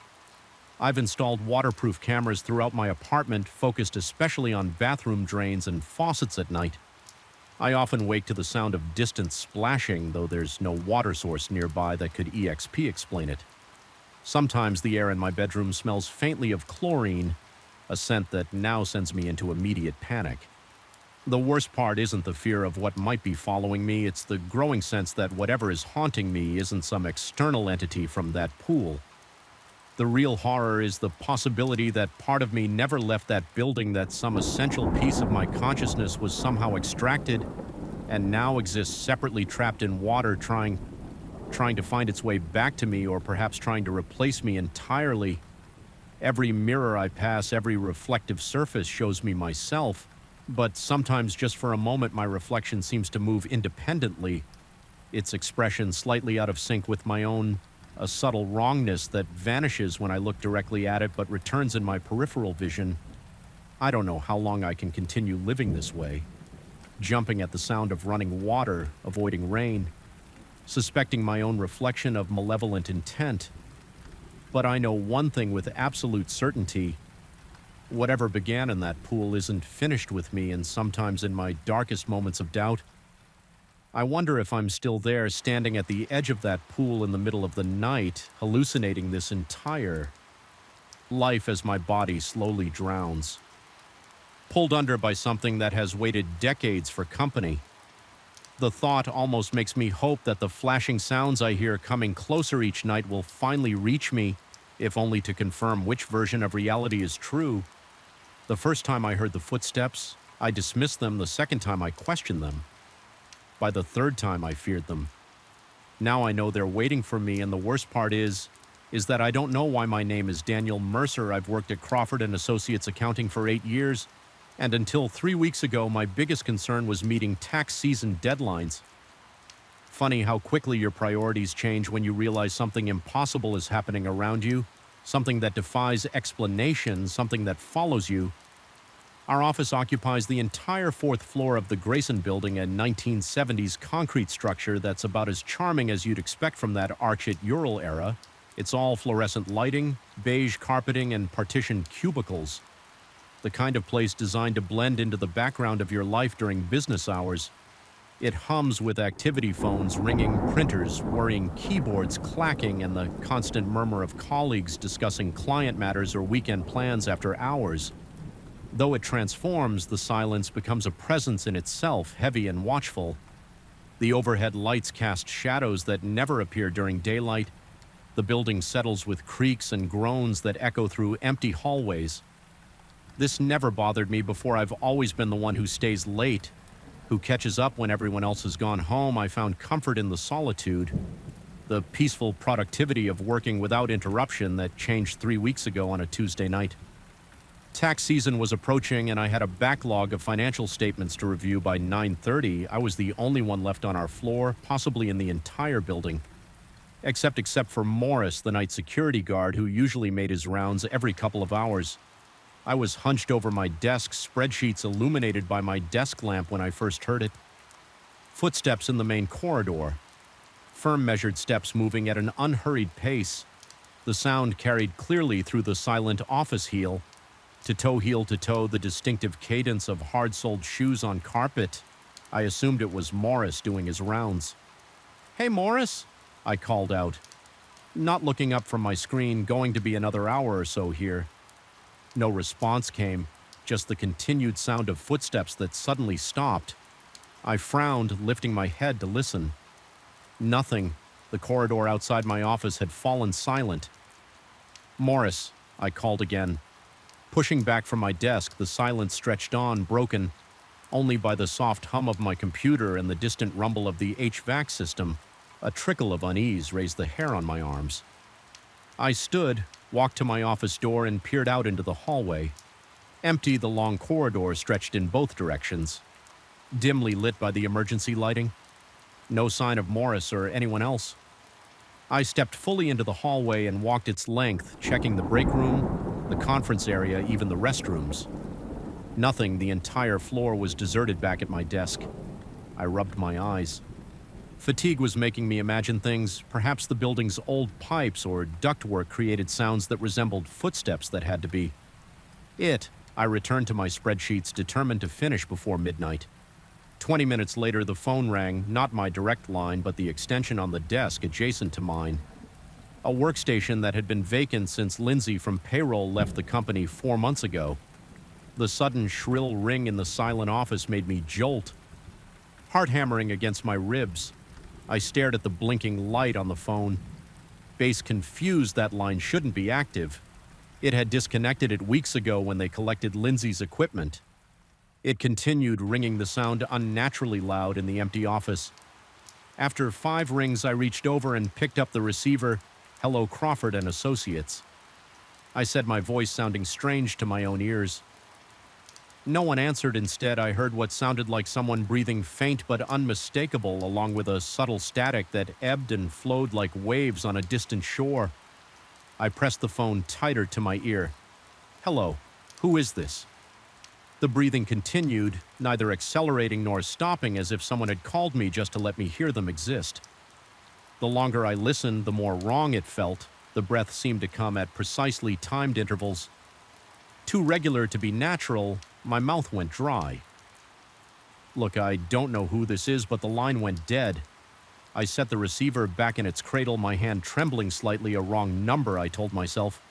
Or a glitch in the phone system. The rational explanations lined up in my mind, but none of them explained why my skin felt too tight, or why I suddenly wanted to be anywhere but alone in that office. I saved my work and shut down my computer. The finance statements could wait until morning as I gathered my things. The overhead lights flickered once, twice before stabilizing, just a power surge. I reasoned even as my pulse quickened, moving quickly. Now I switched off my desk lamp and headed toward the exit. The main office lights were controlled by a panel near the elevators. As I approached it, I heard the footsteps again, this time behind me. I froze, mid-stride, my breath catching in my throat. The steps were closer than before, moving at that same deliberate pace, heel to toe. I turned slowly, expecting to see Morris or perhaps the cleaning crew. I'd forgotten about the hallway stretched empty before me, silent and still. "Hello?" My voice cracked. "Is someone there?" Nothing, just the soft buzz of the emergency exit sign, sweat bead on my forehead. Despite the office's chill, I was not someone prone to imagination or nerves. I dealt in numbers and certainties. In the comforting reliability of balance sheets where everything must add up, whatever this was, didn't add up. I moved quickly to the light panel and shut everything down. The office plunged into darkness, illuminated only by the exit signs and the city lights filtering through the blinds. As I turned back toward the elevators, the footsteps resumed now. From the direction of my office, they moved steadily, purposefully, coming closer. My pulse thundered in my ears as I jabbed the elevator call button repeatedly. I could hear the elevator car whirring its way up from the lobby, too slowly. The footsteps continued their approach, and now I could feel a change in the air, a drop in temperature, a heaviness that hadn't been there before the elevator dinged its arrival. Just as the footsteps reached the corner of the hallway, I practically threw myself inside, punching the lobby button and the door. Close button simultaneously as the door slid shut, I caught a glimpse of nothing, just the empty hallway. Though the sound of footsteps had been mere seconds away from rounding the corner. That night I slept with the lights on for the first time since childhood. The next morning I convinced myself I'd experienced some combination of exhaustion and an overactive imagination. The human mind seeks patterns, creates explanations, finds faces in random shapes. I'd been working too hard. That's all. Nevertheless, I found myself leaving the office promptly at 5 that evening. Something I hadn't done in years. 2 days passed without incident. My confidence returned, and with it my usual work habits, taxis, and waits for no one. After all, by Friday, I once again found myself alone in the office after hours, though I promised myself I wouldn't stay past, At 7:30, I was deep in concentration when the temperature in my office plummeted. One moment I was comfortable, the next, I could see my breath forming small clouds with each exhalation. I looked up from my computer, rubbing my arms against the sudden chill. That's when I noticed the cursor on my screen moving. I hadn't touched the mouse. My hands were nowhere near the keyboard, yet the cursor drifted deliberately across the spreadsheet I'd been working on. Highlighting a column of numbers, I stared, unable to process what I was seeing. As the cursor clicked on the sum at the bottom of the column, 14 set out 58,643, and began typing. The digits deleted themselves one by one, replaced by new numbers, 3479. My throat constricted. Those weren't just any digits, they were the last 4 digits of my social security number. I lunged forward, yanking the computer's power cord from the wall. The screen went black instantly. My chest heaved as though I'd run a marathon, cold sweat soaking through my shirt. Despite the frigid air, this couldn't be happening. It wasn't possible. A notification chimed on my phone. With shaking hands, I pulled it from my pocket and looked at the screen. One new email from an address I didn't recognize. New Grayson Building. Net, the subject line read simply 3479. I didn't open it. Instead, I grabbed my coat and briefcase, not bothering to shut down properly or organize my desk. As I hurried toward the exit, I heard the footsteps again, this time from multiple directions. They converged on my position from the break room, the file storage area, and the main corridor, walking faster now. Urgent, I ran the stairwell. Seemed safer than waiting for the elevator. I took the steps 2 at a time, the sound of my own panic descent echoing in the concrete chamber behind me. Or was it above me? I heard doors opening. More footsteps joining the chase. By the time I reached the lobby, I was in a full sprint. Morris looked up from his security desk, startled by my sudden appearance. "Everything all right, Mr. Mercer?" he asked, concern etched on his weathered face. I forced myself to stop, to breathe, to appear normal. I couldn't tell him I was running from nothing, from footsteps without bodies, from a presence I couldn't see. "Fine, Morris," I managed. "Just realized I'm late for dinner plans." He nodded, though his eyes remained skeptical. "Working too hard, sir. Not good for the health." If only he knew. The weekend provided sanctuary in the comfort of my apartment, surrounded by daylight and the familiar sounds of my neighborhood. The events at the office seemed distant, almost dreamlike. I considered finding another job, but how would I explain leaving a senior position during tax season? Besides, Crawford and Associates had been good to me. The pay was excellent. My colleagues respectful. Was I really going to throw that away because of some unexplained occurrences that probably had rational explanations by Monday? I'd convinced myself to return, though I made a new rule: no staying after 6. No matter what, for a week this worked. I came in early instead of staying late, maintained a friendly but casual relationship with my colleagues, and tried to forget what had happened. The incident with my computer I attributed to some kind of malware, the cold spot to a malfunctioning vent, the footsteps to the building's peculiar acoustics. Then Lindsay from payroll called me. Not the actual Lindsay. She'd moved to Seattle months ago, but a call from her old extension. I was alone in my office at 5:45, preparing to leave, when her line rang, the same line that had been disconnected, the same line that shouldn't work. I stared at the blinking light. My hand hovering midway to the receiver, every instinct told me not to answer it, but something stronger. Curiosity, perhaps, or the need to confront what was happening made me pick up. "Hello," I said, my voice steadier than I felt this time. Instead of breathing, I heard what sounded like a recording of my own voice played back at me from some previous conversation. Going to be another hour or so. Hear my greeting to Morris from that first night. Ice flooded my veins. "Who is this?" I demanded. "What do you want?" More of my own words echoed back. "Look, I don't know who this is." But then a new voice broke through, distorted as if coming from underwater or through damaged speakers. It spoke just 3 words, each one. Distinct and deliberate, the numbers wrong. The line went dead. I dropped the phone as if it had burned me wrong. Numbers, that's what this was about. Financial statements, spreadsheets. Had I made some critical error that was now manifesting in this impossible way? I pulled up the file I'd been working on that first night, scanning the columns for discrepancies. Everything looked cool, correct. But then I noticed a footnote I hadn't seen before. A small asterisk next to one of the client claim deductions. Following the reference led me to a note that simply hadn't been there before. Check storage box 3479. The digits again, my social security number's last 4. The file room was on the opposite side of the office, a windowless space lined with metal shelves and filing cabinets. During business hours, it was frequently visited after hours. It was the most isolated part of the floor. I checked my watch 6:10 p.m. I'd already broken my rule about leaving by 600. I should go home. I told myself whatever this is, it can wait until morning when others are here. But I knew it wouldn't wait. Something was trying to communicate with me, and it was using the only language it thought I'd understand: numbers. The journey to the file room felt longer than usual. The overhead lights buzzed more intensely, casting deeper shadows.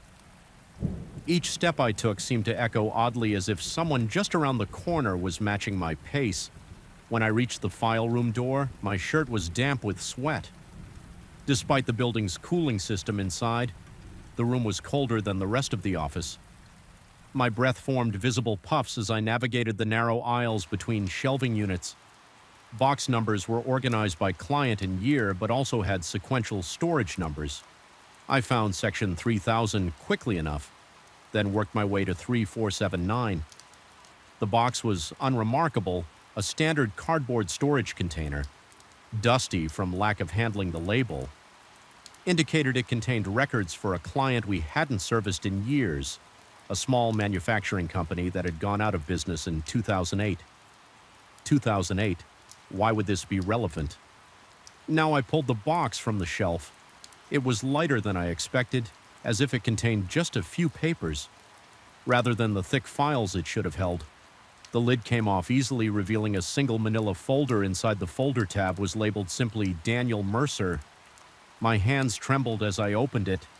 Inside was a single sheet of paper, an employee termination form with my name on it. The termination date was listed as March 15th, 2018, 7 years ago. But that was impossible. I hadn't been terminated. I was still employed here. I had just received my annual review 2 months ago, along with a modest raise at the bottom of the form, where a reason for termination should have been listed.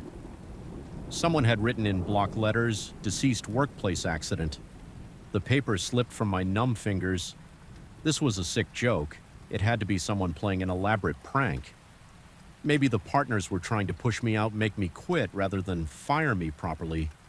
As I bent to retrieve the fallen paper, I noticed something else in the box.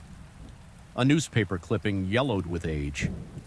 The headline read, "Local accountant found dead in office building."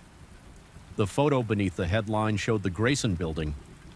Police cars parked outside their lights, casting red and blue patterns on the concrete facade. The article was dated March 16th, 2018, and began Daniel Mercer, 34, was found deceased in his office at Crawford and Associates early Thursday morning by the night security guard. My vision blurred. This couldn't be real. I was alive. I was here. I could feel the paper between my fingers. see my breath in the cold air, hear my heart pounding in my chest, and suddenly I could hear footsteps again all around me, now coming from every direction encircling the file room. Not just one set, but many a crowd of invisible presences converging on my location. With them came a chorus of ringing phones, starting distant but growing closer, louder until it seemed every extension in the office was shrilling at once. I backed against the shelving unit, the box, and its impossible contents clutched to my chest. "This isn't real," I said aloud, my voice sounding hollow in the confined space. "I'm not dead, I'm here. I exist." The footsteps stopped abruptly. The phones fell silent. In their place came a new sound. The software of the building's HVAC system powering down one by one. The overhead lights began to shut off darkness, spreading through the file room like spilled ink, until only the faint glow of the emergency exit sign remained. In that dim red light, I saw my breath slow, then stop being visible altogether. The temperature had normalized. Whatever presence had filled the room moments before seemed to have withdrawn. I stood frozen for several long minutes, waiting for something else to happen when nothing did. I carefully placed the box back on the shelf and made my way through the darkened office to the stairwell. I didn't run this time. There seemed no point.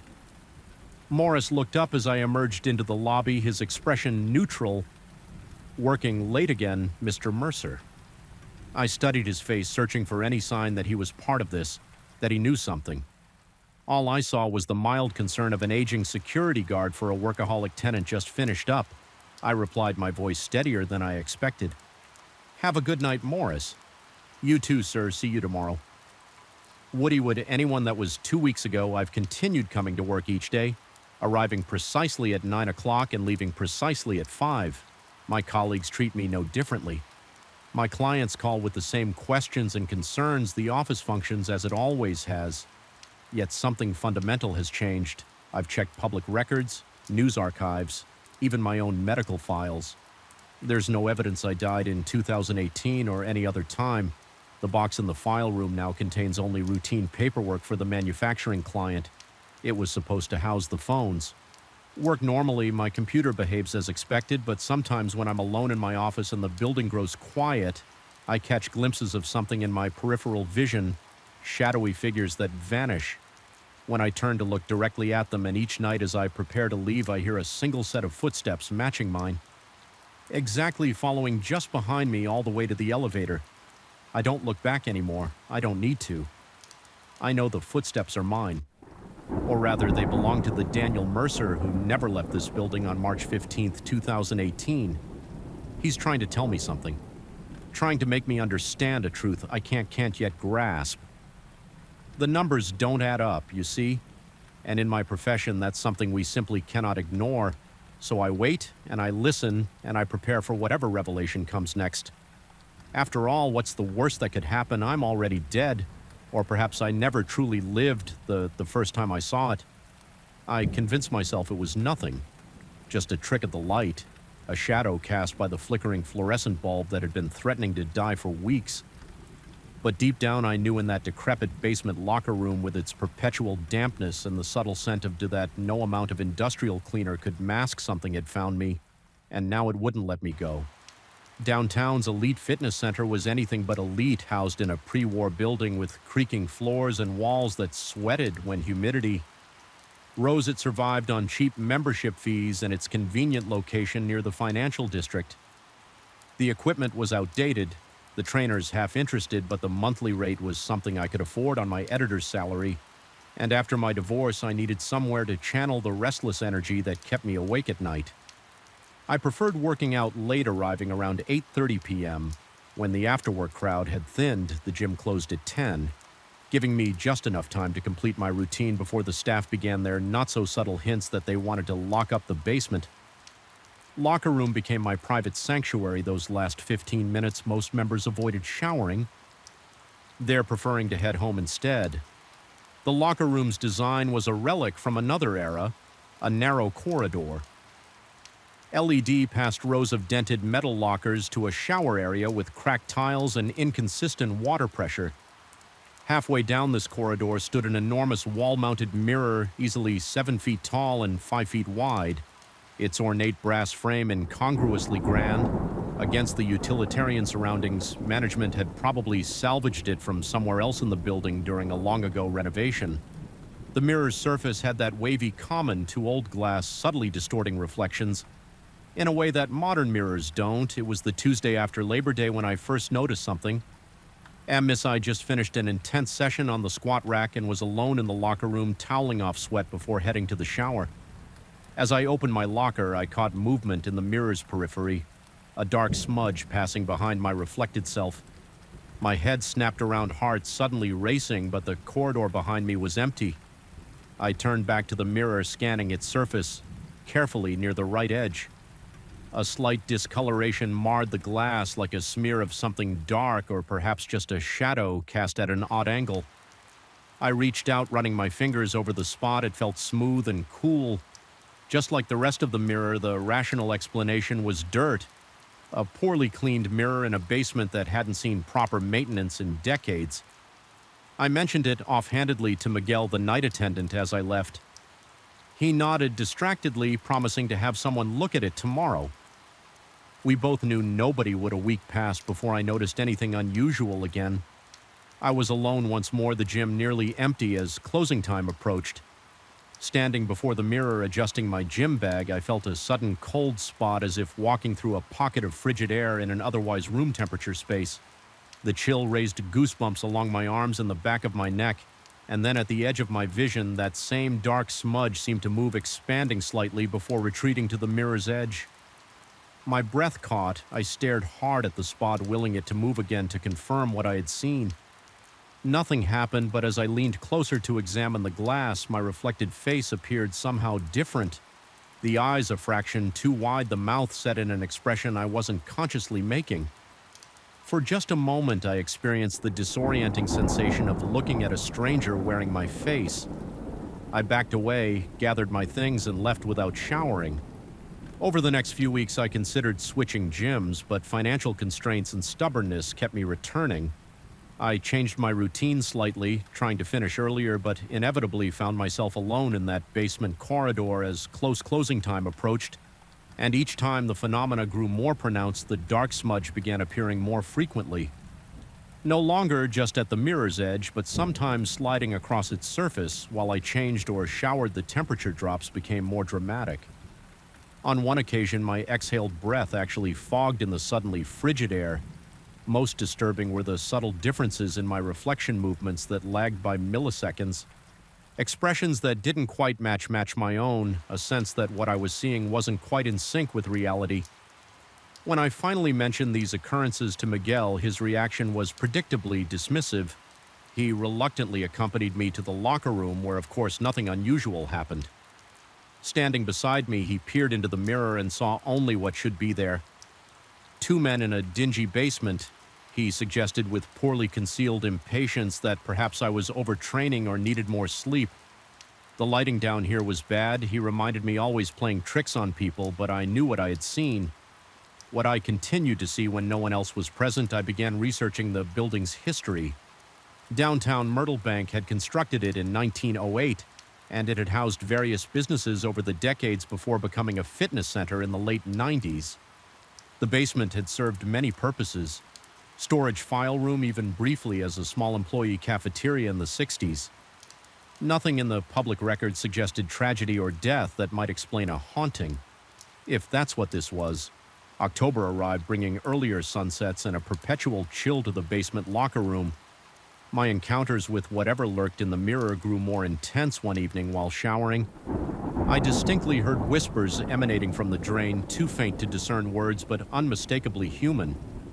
In cadence, when I hurriedly shut off the water and grabbed my two, I found footprints on the floor leading from the mirror to the shower stall, damp.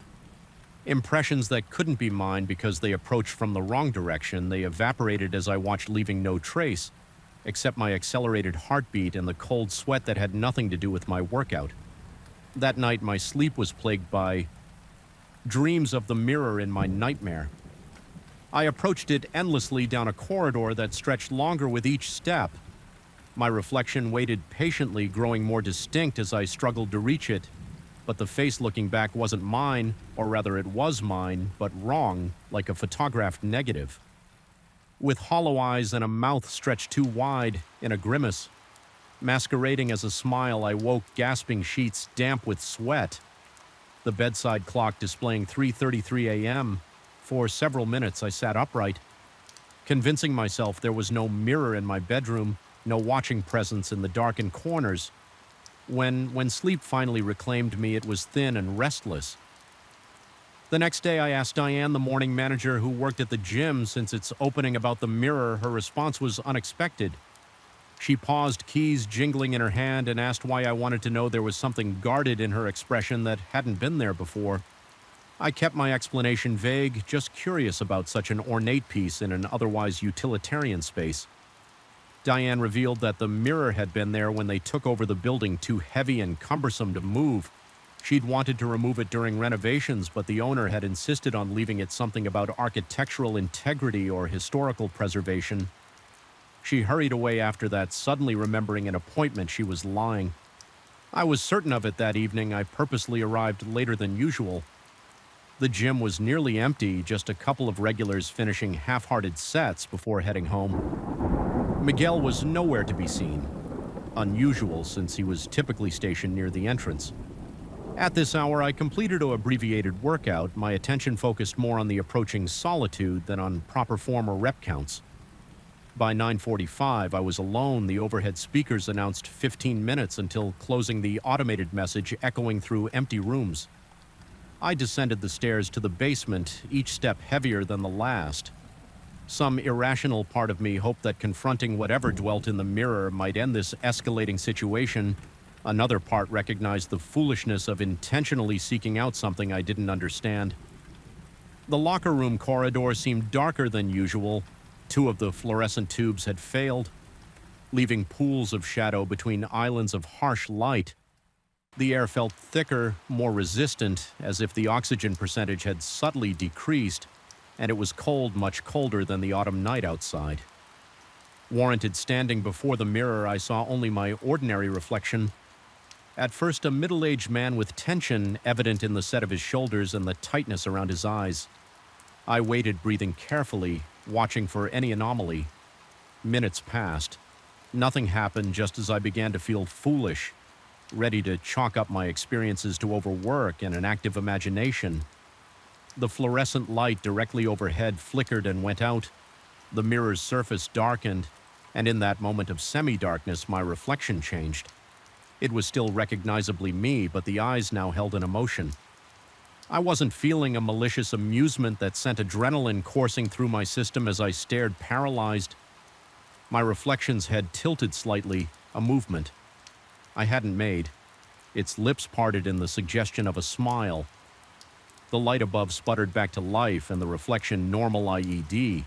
But I had seen enough. This wasn't imagination or a trick of light. Whatever looked back at me from that glass wasn't me. At least not entirely. I backed away, heart hammering against my ribs, mouth dry with fear. My reflected counterpart matched my movements perfectly now, the momentary divergence apparently over. But I knew what I had seen. The basement speakers crackled with the 10-minute warning I should leave. Every instinct screamed to run from this place and never return. Instead, I found myself stepping closer to the mirror, drawn by a compulsion I couldn't name. "What are you?" My voice emerged as a hoarse whisper. My reflection mowed the same words. Synchronized once more, but then as I watched, a subtle change rippled across its features. The eyes darkened, the pupils expanding until little iris remained. The head tilted again, that not quite natural angle suggesting curiosity or perhaps predatory assessment. Behind my reflection, the dark smudge I'd noticed weeks ago expanded, spreading like spilled ink across the mirror's surface. It no longer resembled a shadow or stain, but something three-dimensional that existed behind the glass. Extending outward as it grew, the temperature plummeted. My breath clouded before me in short panic bursts. The overhead lights flickered again, and in that strobing effect, I saw my reflection step backward while I remained frozen in place. The distance between us increased with each flicker, until my doppelganger stood fully 5 feet behind where it should be receding into a space that couldn't exist. It raised one hand in a gesture that might have been farewell or invitation. The darkness behind it consolidated, taking vague form a suggestion of height of mass of limbs that moved wrong. Whatever it was, it dwarfed my afflection, enveloping it. Partially in what might have been an embrace or consumption, I stumbled backward, my heel catching on the uneven floor. The fall saved me as I crashed to the ground. My gaze broke from the mirror, the spell of paralysis shattered with the eye contact. I scrambled up and ran, dignity forgotten in the flight response that overrode all other concerns behind me. The temperature normalized with each step I took away from the mirror. By the time I reached the stairs, I felt only the usual basement chill rather than the bone-deep cold of moments before Miguel stood at the front desk, eyebrows rising at my disheveled appearance and the fact that I still wore my workout clothes. Gym bag clutched in white-knuckled hands, he asked if everything was all right. I mumbled something about not feeling well and hurried past, unwilling to explain or perhaps unable to find words that wouldn't sound deranged. I didn't return to the gym for a week. During that time, I researched mirrors in folklore and urban legends, finding countless stories of mirrors as portals or traps for spirits. Most cultures had some taboo or superstition regarding mirrors and darkness. None of it helped me understand what was happening at Elite Fitness, but it confirmed I wasn't alone in fearing what might lurk behind reflective surfaces when I finally returned.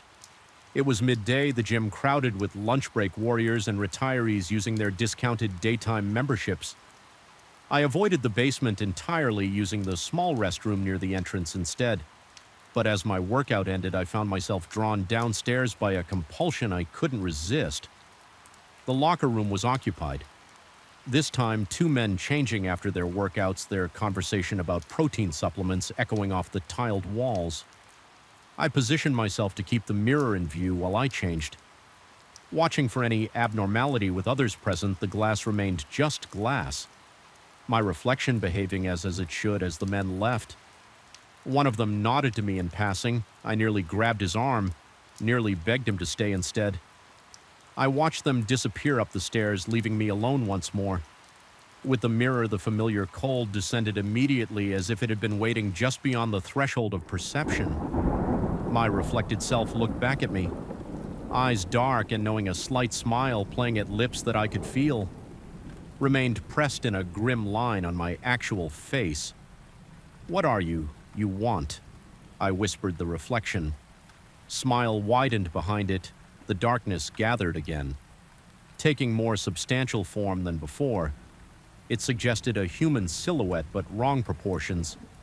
Exaggerated limbs too numerous or too long, it loomed over my doppelganger with what I could only interpret as possessive intent. My reflection's lips moved, forming words I couldn't hear, but somehow I understood wrecking company release. The overhead light flickered and my reflection retreated further into the impossible space behind the glass. One hand extended toward me, palm up in unmistakable invitation behind it. The darkness parted like a curtain, revealing glimpses of a place that wasn't a place. A void punctuated by fragments of what might have been other rooms, other mirrors, other trapped observers. I understood then the mirror wasn't haunted, it was a door, and whatever had assumed my likeness was a gatekeeper seeking to draw me through. I backed away, shaking my head. My reflection's expression hardened, the simulated humanity dropping away to reveal something ancient and patient and hungry. The darkness behind it surged forward, pressing against the glass like a membrane about to rupture. The mirror's surface rippled actual physical movement, distorting its reflective plane. A sound filled the room, not heard with ears but felt in bone and tissue, a subsonic vibration that rattled fillings and set nerve endings alight with pain. I ran up the stairs past startled staff out into the street, where I gulped fresh air in desperate lungfuls. I never returned to Elite Fitness after that day, forfeited my membership, abandoned my locker contents, ignored the automated emails asking why I'd left sometimes, passing reflective surfaces, store windows, car mirrors. Even my phone's darkened screen, I catch movement at the periphery of my vision. a familiar silhouette watching, waiting for recognition or invitation. I've covered the mirrors in my apartment, learned to shave by touch rather than sight, because I know what waits on the other side of the glass, and I know that each time I meet those eyes, the barrier between us wears thinner. One day, perhaps no mirror will be needed at all. Until then, I avoid my reflection and try not to think about that other self waiting in the darkness beyond the mirror's edge. Sometimes, though, I wonder if I made the right choice, if what looked back at me from that basement mirror was truly malevolent or merely different, if the darkness had offered was oblivion or transformation, and in those moments of doubt when my guard is lowest, I feel it watching patient eternal, certain that eventually curiosity will overcome caution. After all, we're reflections of each other, and mirrors don't forget the faces they've shown. The first time I felt it, that unmistakable sensation of being watched, was on a Tuesday. In late October, the fluorescent lights in the hallway flickered, casting elongated shadows that seemed to follow me as I walked toward the equipment storage room. I dismissed it as fatigue, a natural consequence of hosting midnight musings, 5 nights a week at our small community radio station. But even as I told myself it was nothing, the hairs on the back of my neck stood rigid and my pulse quickened with each step down that corridor. Something had changed in the building, something was different, something was there. I've been working at WKRP for almost 3 years now. It's nothing impressive, just a small radio station servicing our rural county with local news music and the occasional call-in show. The building itself is unremarkable, a converted 2-story house from the 1960s with offices upstairs and studios on the main floor during the day. It's alive with activity producers darting between rooms, guests waiting in the small reception area, phones ringing. But after 11, it transforms into something else entirely. The cheerful bustle gives way to hollow silence, interrupted only by the hum of equipment and my own voice echoing through the empty rooms.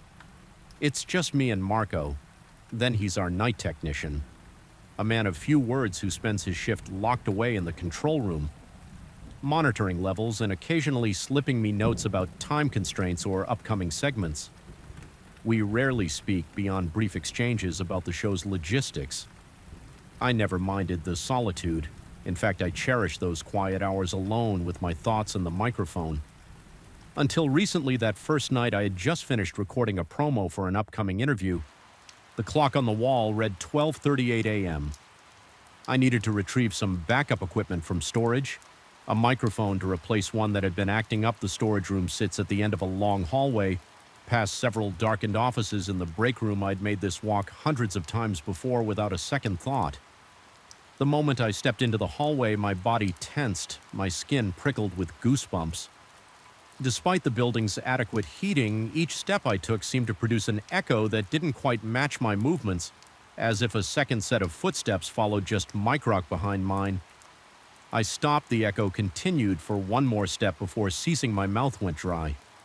I called out to Marco, thinking perhaps he had emerged from his technical sanctuary for a rare bathroom break or coffee run. No response came, just the persistent buzz of the fluorescent lights overhead and the sudden deadening sound of my own heartbeat in my ears. I forced myself to continue walking, my eyes scanning every shadow, every doorway. When I reached the storage room, I fumbled with the keys, my hands trembling slightly. I grabbed the microphone and hurried back to the studio, unable to shake the feeling of invisible eyes tracking my movements. I mentioned nothing to Marco that night. What was there to say that I thought the empty building was following me? That shadows seemed to move in my peripheral vision. He'd think I was losing my grip, too many late nights and too much coffee. The next 3 shifts passed without incident. I began to relax, dismissing that night as nothing more than exhaustion playing trick on my mind. But then came Friday. I was in the middle of a segment about local history when the temperature in the studio plummeted. My breath fogged in front of my face, and through the glass partition I could see Marco's confused expression. As he adjusted dials and checked settings, I continued speaking, professional instincts overriding my growing unease as I leaned toward the microphone. A distinct sound emerged from just behind my right shoulder, a soft, deliberate throat clearing as if someone was preparing to speak. My words died in my throat. I spun around, nearly toppling my chair. The studio was empty through the glass. I could see Marco staring at me, his eyebrows raised in question. I gestured vaguely at my throat and took a sip of water, forcing myself to continue the broadcast. After only a brief awkward pause, the remainder of the show passed in a blur, my senses hyper-alert to every creak and hum in the building. When the on-air light finally went dark, I confronted Marco. Had he heard anything unusual? Did he notice the sudden temperature drop? He shook his head, looking at me with growing concern. He suggested I was coming down with something, that perhaps I should take the weekend to rest.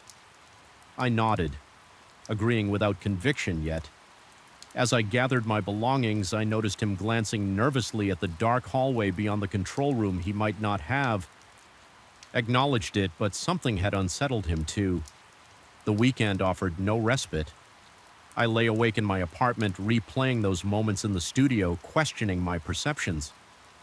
By Monday, I had nearly convinced myself it was all in my head. Stress, exhaustion, perhaps even the early stages of an illness. I returned to the station with renewed determination to focus solely on my work. That resolve shattered the moment I stepped through the doors. The air inside felt heavy, charged with an energy I couldn't explain. The familiar surroundings seemed subtly altered, as if everything had been shifted an inch to the left. I nodded a greeting to the daytime staff, none of whom seemed to notice anything. Was I truly the only one who felt it? The day's staff filtered out as evening approached, leaving just me, Marco, and whatever else now occupied the building. I settled into the studio, reviewing my notes for the night's show while Marco ran through his pre-broadcast checks. The first 2 hours went smoothly. Music interludes, local news, a few pre-recorded interviews. Around 1 a.m., I announced a 15-minute break and left the studio to use the restroom. The hallway stretched before me like a tunnel, the end seeming much farther away than I remembered. The fluorescent tubes overhead buzzed and flickered, creating stroboscopic patterns on the worn carpet. I walked quickly, keeping my eyes fixed ahead, fighting the urge to look over my shoulder in the restroom. I splashed cold water on my face and stared at my reflection. Dark circles had formed under my eyes. My skin appeared sour under the harsh lighting. I looked like a man hunted as I dried my hands. I heard it again, that deliberate throat clearing coming from one of the stalls behind me. My heart lurched painfully against my ribcage. I knew with absolute certainty that I had been alone when I entered. I had checked a new habit born of growing paranoia. My legs felt leaden as I turned slowly to face the row of stalls. All doors stood open, all stalls empty. A violent shiver ran down my spine as I backed toward the exit. My hand fumbled for the doorknob, refusing to turn away from those empty stalls as I pushed the door open. A whisper emerged from the last stall, so faint I almost missed it. "Stay," I ran, dignity abandoned. I sprinted down the corridor toward the studio, toward Marco, in the comforting presence of another human being. I burst into the control room, startling him so badly he knocked over his coffee. His eyes widened as he took in my appearance, face-pale breathing. Ragged before I could explain, before I could put words to the terror coursing through me. A tremendous bang echoed through the building. The door to the hallway had slammed shut with such force that the glass partition between the studio and control room vibrated. Marco jumped to his feet, asking what the hell that was. I struggled to form a coherent response, managing only to ask if anyone else was in the building. He shook his head, insisting he had been locked in the control room the entire time. We checked the security system together, reviewing the footage from the single camera mounted in the reception area. Nothing, no movement, no unexplained shadows. Nothing to account for the slamming door or the voice I was certain I had heard Marco suggested a draft. An open window somewhere in the building. I nodded, clinging to this rational explanation despite knowing all windows remained sealed against the autumn chill. Somehow I finished that night's broadcast. My voice sounded hollow even to my own ears. Marco watched me carefully throughout the remaining hours, his concern evident in the frequent glances he cast my way. When the show finally ended, he offered to walk with me to my car. I accepted gratefully, though neither of us acknowledged the reason for this sudden courtesy. The following week brought new manifestations. Items in the studio moved when I wasn't looking. A coffee mug shifting positions, my notes rearranging themselves. A chair turned to face the door rather than the microphone. The temperature fluctuations continued isolated to whatever room I occupied, and always the feeling of being observed, of being followed. I began recording everything using my phone. I captured audio during my walks to the storage room, during breaks in the broadcast. During those tense moments after Marco had gone to the control room and I sat alone in the studio, most recordings revealed nothing beyond the building's normal sounds. The creak of settling foundations, the hum of electricity, the distant rumble of the HVAC system. Until last Tuesday, I was reviewing a recording from the previous night, earbuds in volume at maximum. I had been walking to the storage room, narrating my movements in a whisper as I went beneath my voice. Beneath the sound of my footsteps, I heard something else. A second set of footsteps perfectly synchronized with mine, except for a slight delay, as if whatever followed deliberately matched my pace, and then unmistakably that. Throat clearing close enough to the phone that it should have been visible in frame had I been recording video instead of audio. My finger hovered over the delete button. Part of me wanted to erase this evidence, to continue pretending this was all in my mind, but I couldn't. Instead, I transferred the file to my computer and enhanced the audio. Isolating that foreign sound, what emerged chilled me to my core. It wasn't just a throat clearing. There were words beneath that sound, barely audible, even with enhancement. "I've been waiting for you." I played the recording for Mark that night. His face drained of color as he listened for weeks. He had been humoring me, I realized, offering rational explanations, suggesting I see a doctor about stress or sleep deprivation. Now faced with irrefutable evidence, he admitted that he too had experienced things. Equipment malfunctions that technicians could never explain, strange sounds coming through his headphones when no microphones were active. The persistent feeling of being watched when he used the restroom down on the hall. We spent hours that night after the broadcast sharing our experiences, comparing timelines. The phenomena had begun approximately 6 weeks ago, shortly after the station manager had brought in some old broadcasting equipment, purchased at an estate sale, vintage. Microphones, a turntable, and several boxes of records from a station that had gone defunct in the 1970s. Marco mentioned that one of the previous owners had died in a broadcasting accident, electrocuted while trying to repair equipment during a thunderstorm. I suggested we research this further, learn more about the station's history and its former employees. Marco agreed, though neither of us acknowledged what we were really discussing. The possibility that we were being haunted by someone who had once sat where I now sat each night, someone whose connection to broadcasting transcended death itself. Last night I came prepared. I brought salt, a protective barrier according to folklore, digital recorders for each room, and a small camera to keep on my person. Marco raised his eyebrows but said nothing as I set up my makeshift ghost hunting equipment. We had moved beyond skepticism into a shared acceptance of our reality. However bizarre the broadcast began normally, I introduced the night's topics, played several songs requested by late-night listeners, and conducted a pre-recorded interview with a local author. During a music break, I left the studio to check one of my recorders in the break room. The hallway felt especially oppressive that night, the air thick and resistant, as if I were walking through water rather than empty space. The break room door stood ajar, though I distinctly remembered closing it. My recorder sat undisturbed on the table, its red light blinking steadily as I reached for it.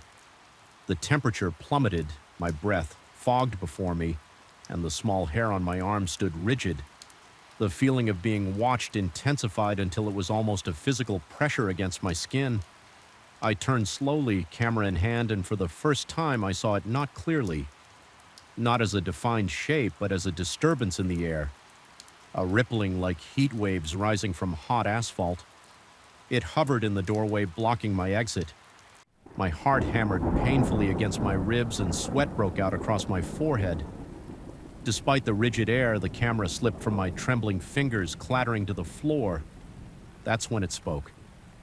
Not a whisper this time, but a full voice, raspy and static-filled like someone speaking through an old radio with poor reception. "You've taken my place." The words seemed to come from everywhere and nowhere. Filling the room, filling my head, I pressed back against the table, trying to put distance between myself and that shimmering disturbance.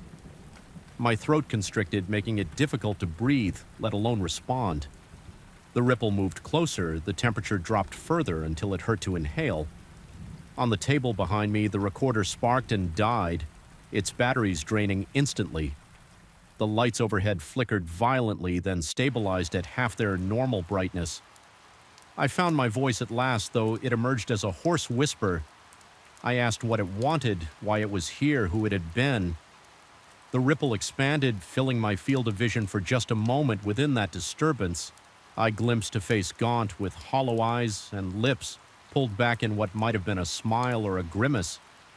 Then it was gone, the ripple, contracting to a small point before vanishing entirely.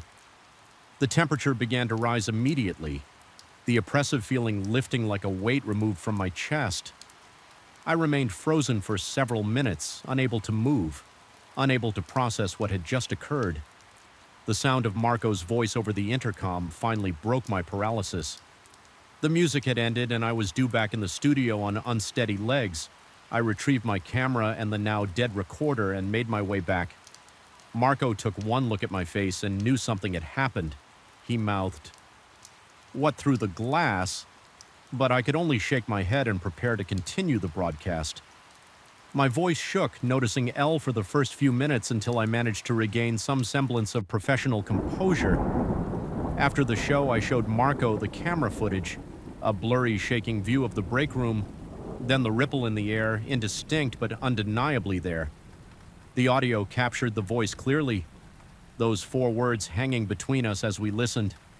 "You've taken my place." We stayed until dawn, scouring the internet for information about the station's history, about the man who had died here decades ago.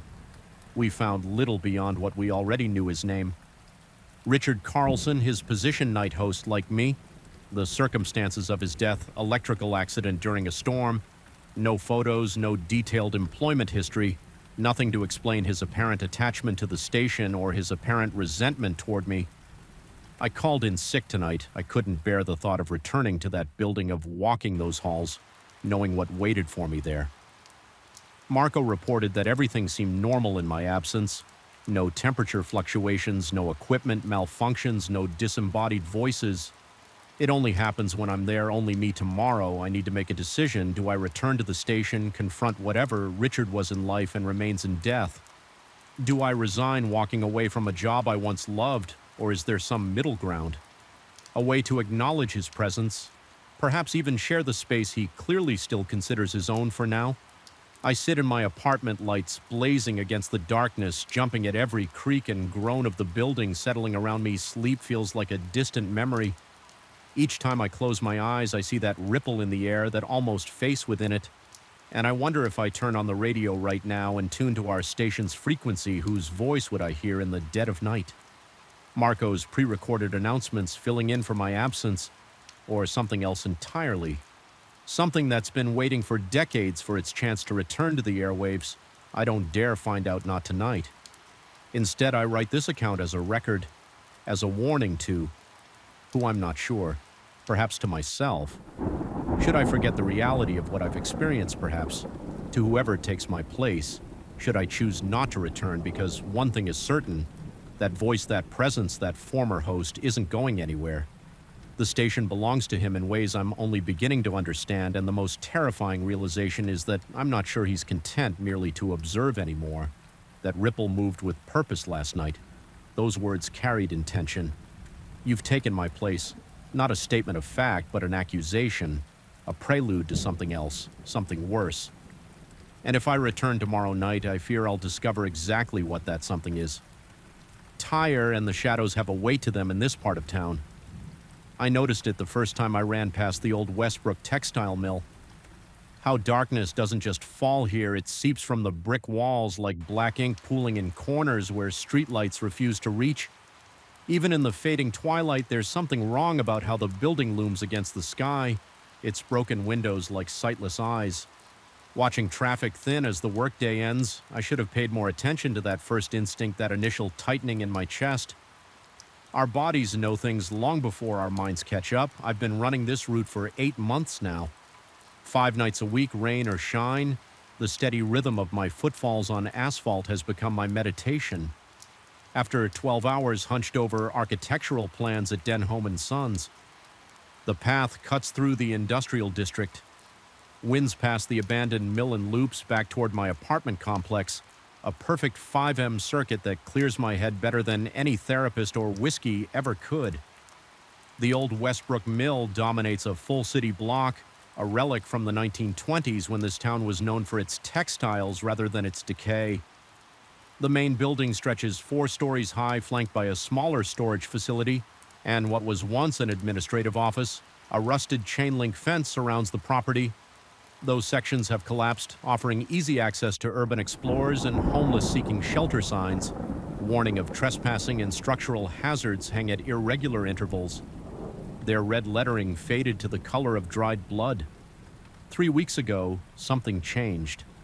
I had just rounded the corner onto Mulberry Street when a peculiar chill traveled up my spine, that ancient animal sense of being watched. My pace faltered as sweat turned cold against my skin.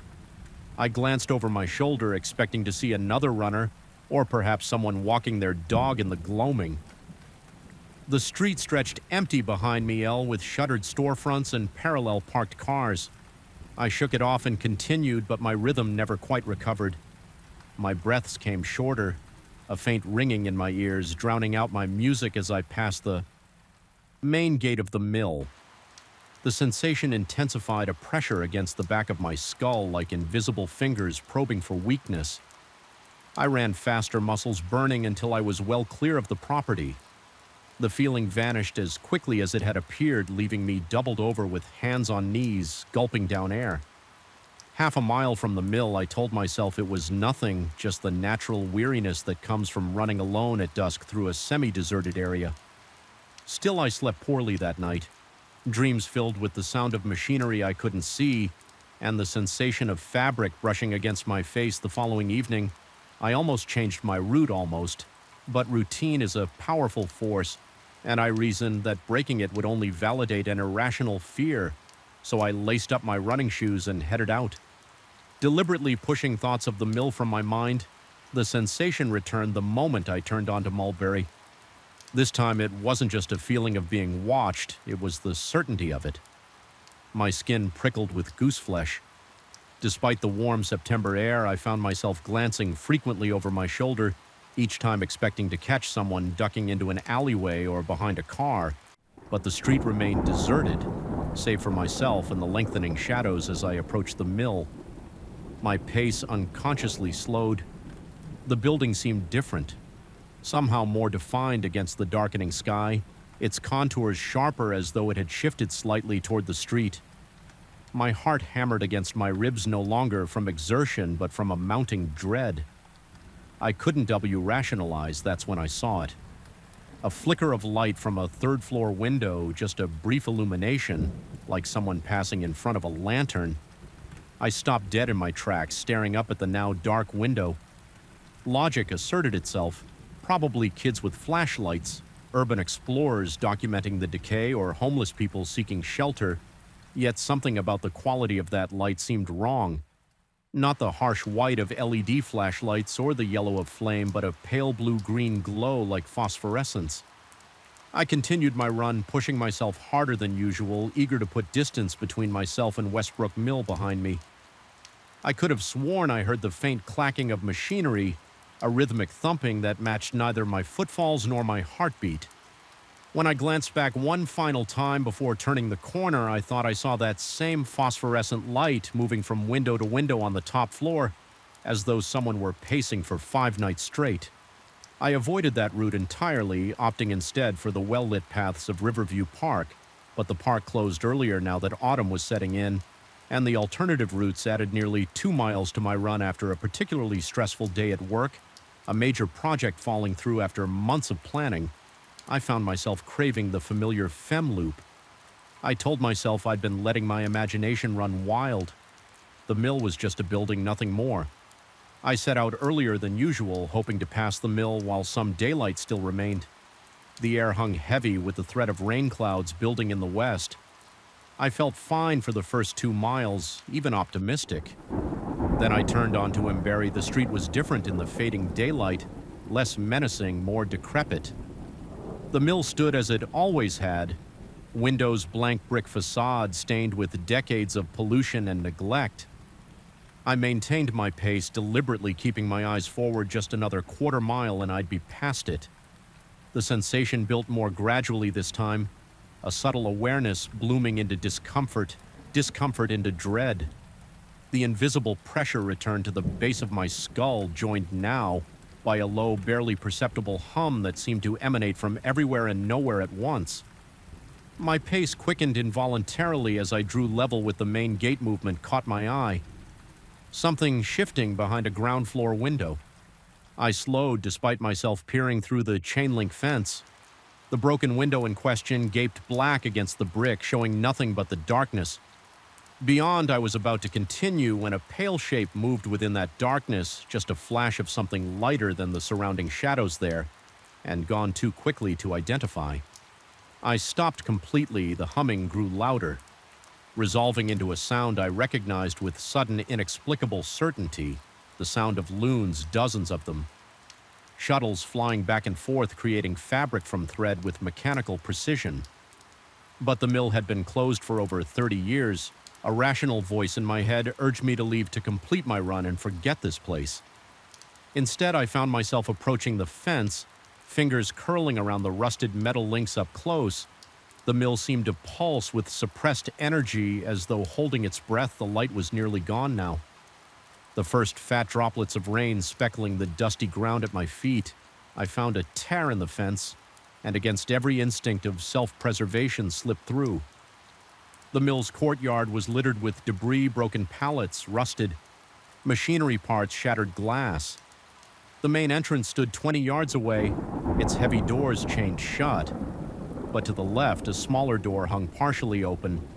Its lock long since pried away. The sound of the looms grew louder as I approached, though still muffled, as if coming from deep within the building beneath it. I could now discern other sounds, the creaking of floorboards, the soft whir of spinning wheels, and something else. Something like breathing, but too regular, too mechanical. I paused at the doorway. Rain now falling steadily, plastering my shirt to my back, the darkness. Beyond seemed to absolute a physical presence waiting to envelop me. I fumbled for my phone. Switching on its flashlight, the beam cut through the gloom, revealing a narrow hallway strewn with debris. Graffiti covered the walls. Crude tags, mostly, but here and there more elaborate designs. A skeletal loom operator, hands bound to his machine with thread. A faceless figure standing among empty spindles. A single eye woke into fabric. The beam of light shook with my trembling hand as I stepped inside. The air changed immediately colder, denser, carrying the sense of mildew, rust, and something else, something like scorched hair or burning oil. The sounds were clearer now, the phantom looms working at a feverish pace somewhere above me. I made my way cautiously down the corridor, stepping over fallen ceiling tiles and navigating around toppled filing cabinets. My breathing seemed unnaturally loud, echoing back at me from unseen walls. Water dripped somewhere ahead, a steady plink. Plink, plink. Counting seconds. I shouldn't be spending here at the corridor's end. A stairwell LED upward, its metal steps groaning under my weight. The second floor was a vast open space, support columns rising at regular intervals like ancient trees in a petrified forest. My flashlight beam seemed weaker here, penetrating only a few feet before being swallowed by shadow. The floor was littered with broken machinery parts, gears, spindles, shuttles, arranged in patterns that seemed almost deliberate. The sounds of the phantom looms had faded, replaced by a heavy silence. I swept my light around slowly, heart hammering so violently I felt lightheaded. Nothing moved in the darkness, yet the sense of presence was overwhelming. I was not alone. Hello, the word escaped before I could stop it. Hanging in the stale air, no response came, but the quality of the silence changed. It was now attentive, focused as I turned to leave. My light caught something on the far wall, a shape darker than the surrounding darkness. I stepped closer, compelled by a curiosity stronger than fear. It was a tapestry, enormous and ancient, hanging from ceiling to floor. The fabric was discolored with age, its pattern difficult to discern in the poor light.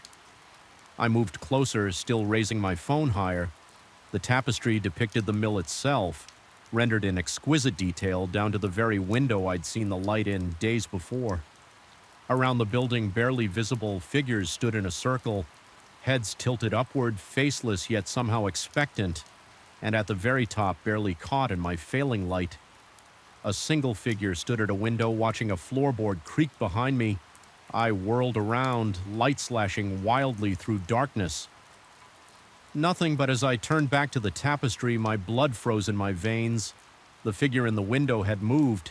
It was no longer watching the street, but looking directly outward toward the viewer. Toward me, my phone's light flickered once, twice, then died in the sudden darkness. I heard the loom start up again, louder than before, the shuttles flying back and forth with impossible speed, and beneath that mechanical rhythm, footsteps, slow, deliberate footsteps crossing the floor toward me. I ran blind in the darkness. I collided with columns and tripped over debris, guided only by my desperate memory of the stairwell's location.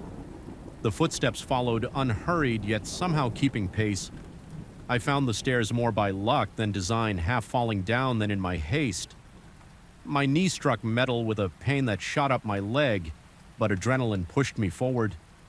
Back in the corridor, faint light from the open door provided just enough illumination to navigate.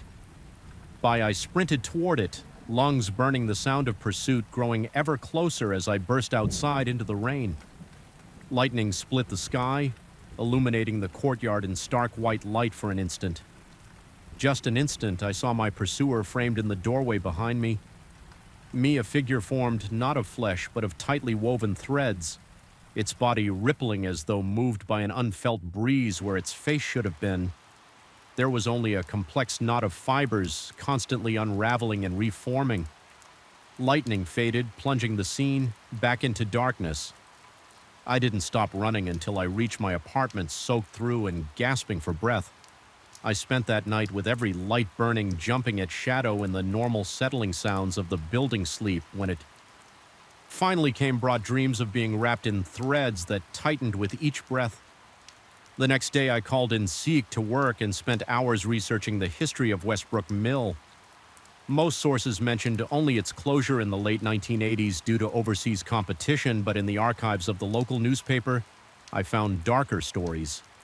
A fire in 1938 that claimed 12 lives, accusations of unsafe working conditions throughout the 1940s, and most disturbing, a series of disappearances in the months before the mill closed. 5 workers who were never found. One article mentioned a peculiar detail thread had been discovered at the scene of each disappearance, arranged in intricate patterns that investigators couldn't explain. The mill's owner dismissed these incidents as elaborate resignation notices, claiming the workers had simply left for better opportunities. That afternoon, I drove to the local history museum. The elderly curator seemed surprised by my interest in the mill, but directed me to a small display of artifacts, photographs, ledgers, and a sample of fabric produced there as I examined a black and white photo of workers posed before the main entrance. The curator mentioned casually that some old-timers believed the mill was haunted. According to local legend, the building's original architect had incorporated strange symbols into its design. Symbols meant to CH energy from the workers into the fabric they produced. Some claimed these symbols came from a book the architect had discovered during his travels in Eastern Europe.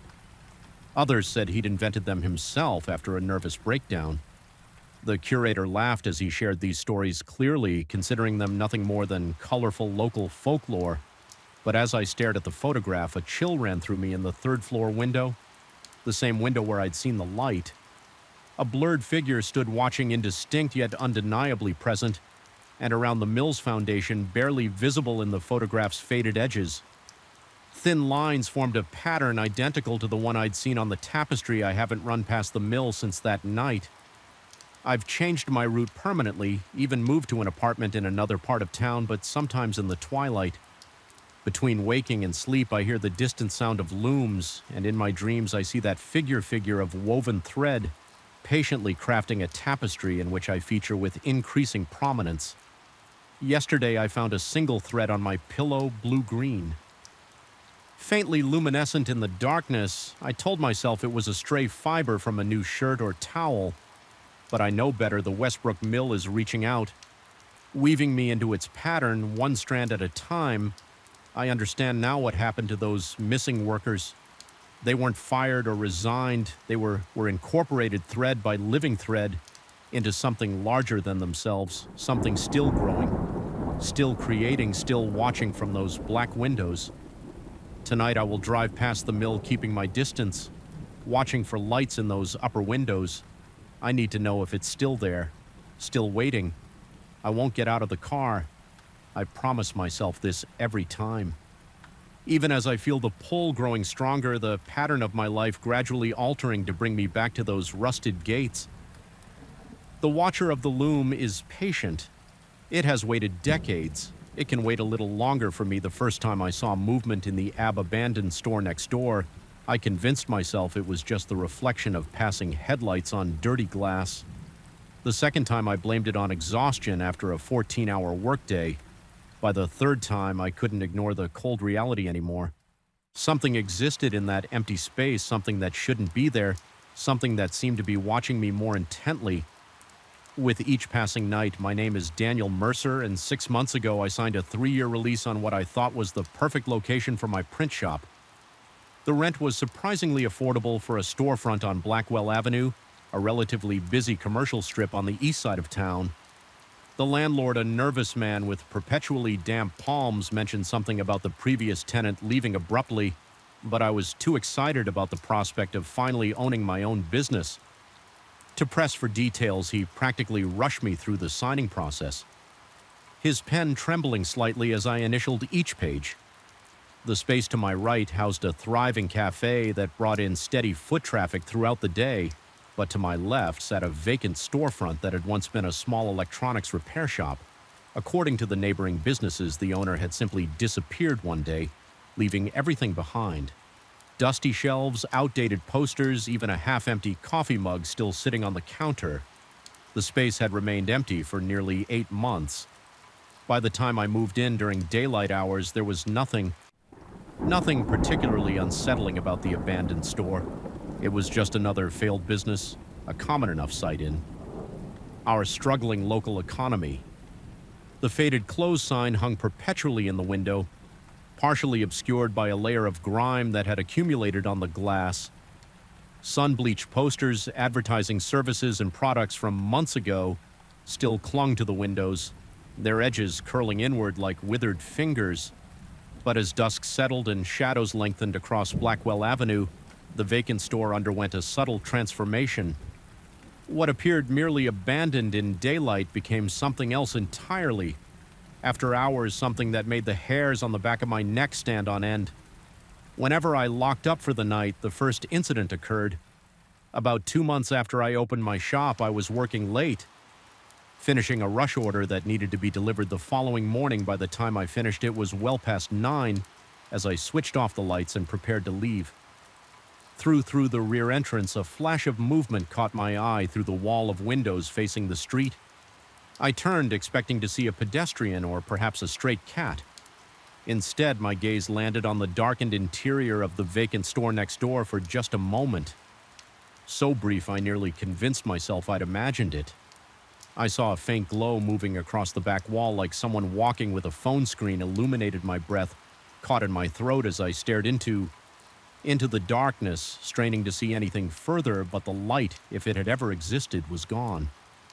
I stood frozen for several minutes, eyes fixed on the empty store, before finally gathering the courage to leave. As I walked to my car, a shiver ran down my spine that had nothing to do with the cool night air.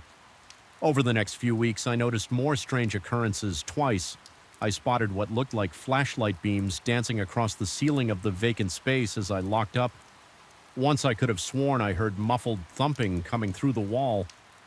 We shared each time I considered calling the police to report a possible break-in, but something held me back. Perhaps the complete absence of any signs of forced entry, or maybe something deeper, an instinctive fear of what they might find inside, or worse, what they might not find. I began asking around about the previous tenant, a man named Howard Keller. The owner of the cafe next door described him as odd but harmless, a middle-aged loner who rarely spoke to anyone except to discuss repairs. The barber across the street mentioned that Howard had become increasingly paranoid in the weeks before his disappearance, constantly checking the corners of his store and installing additional locks on both his front and back doors. Said he kept hearing things moving around at night. The barber told me with a shrug, thought someone was breaking in after hours, but nothing was ever missing. According to him, just moved like someone was rearranging his store while he was gone. My hands grew clammy as he spoke.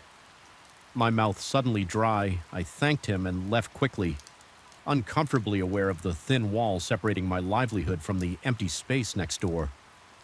One night in late October, I was working later than usual on quarterly tax filings. The street outside had grown quiet, most businesses having closed hours earlier. The only sounds were the soft hum of my computer and the occasional car passing on Blackwell Avenue. Just as I was about to shut down my system, a loud thud resonated through the wall. I froze fingers hovering over the keyboard. It had come from the vacant store. No question about it. The sound was solid and definitive, like a heavy object hitting the floor. My pulse quickened as I rose from my chair legs, strangely unsteady beneath me. Common sense argued that I should leave immediately, drive away, perhaps call the police from the safety of my car. But a darker curiosity propelled me toward the front of my shop, toward the windows that would allow me to peer into the neighboring space. The streetlights cast just enough illumination for me to make out the vague shapes of abandoned shelving units and display cases within.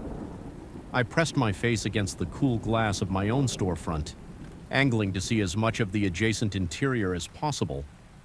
The dusty windows of the vacant store revealed nothing at first, just shadows upon shadows in varying degrees of darkness. Then something moved. It wasn't dramatic. No lurching figure or obvious human shape, just a subtle shift in the darkness near the back corner. A patch of shadow that seemed denser than those surrounding it, moving with purpose rather than being stirred by air currents or passing headlights. My breath fogged the glass as I stared, heart hammering against my ribs.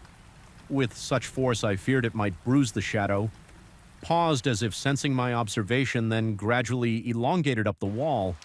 It stretched impossibly tall, reaching nearly to the ceiling before stopping again.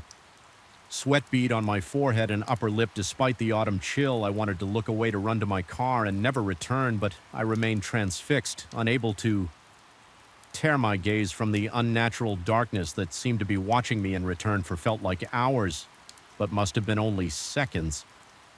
We remained locked in this silent standoff, me breathing in short, shallow gasps and the shadow perfectly still, except for subtle undulations around its edges like smoke caught in a gentle current.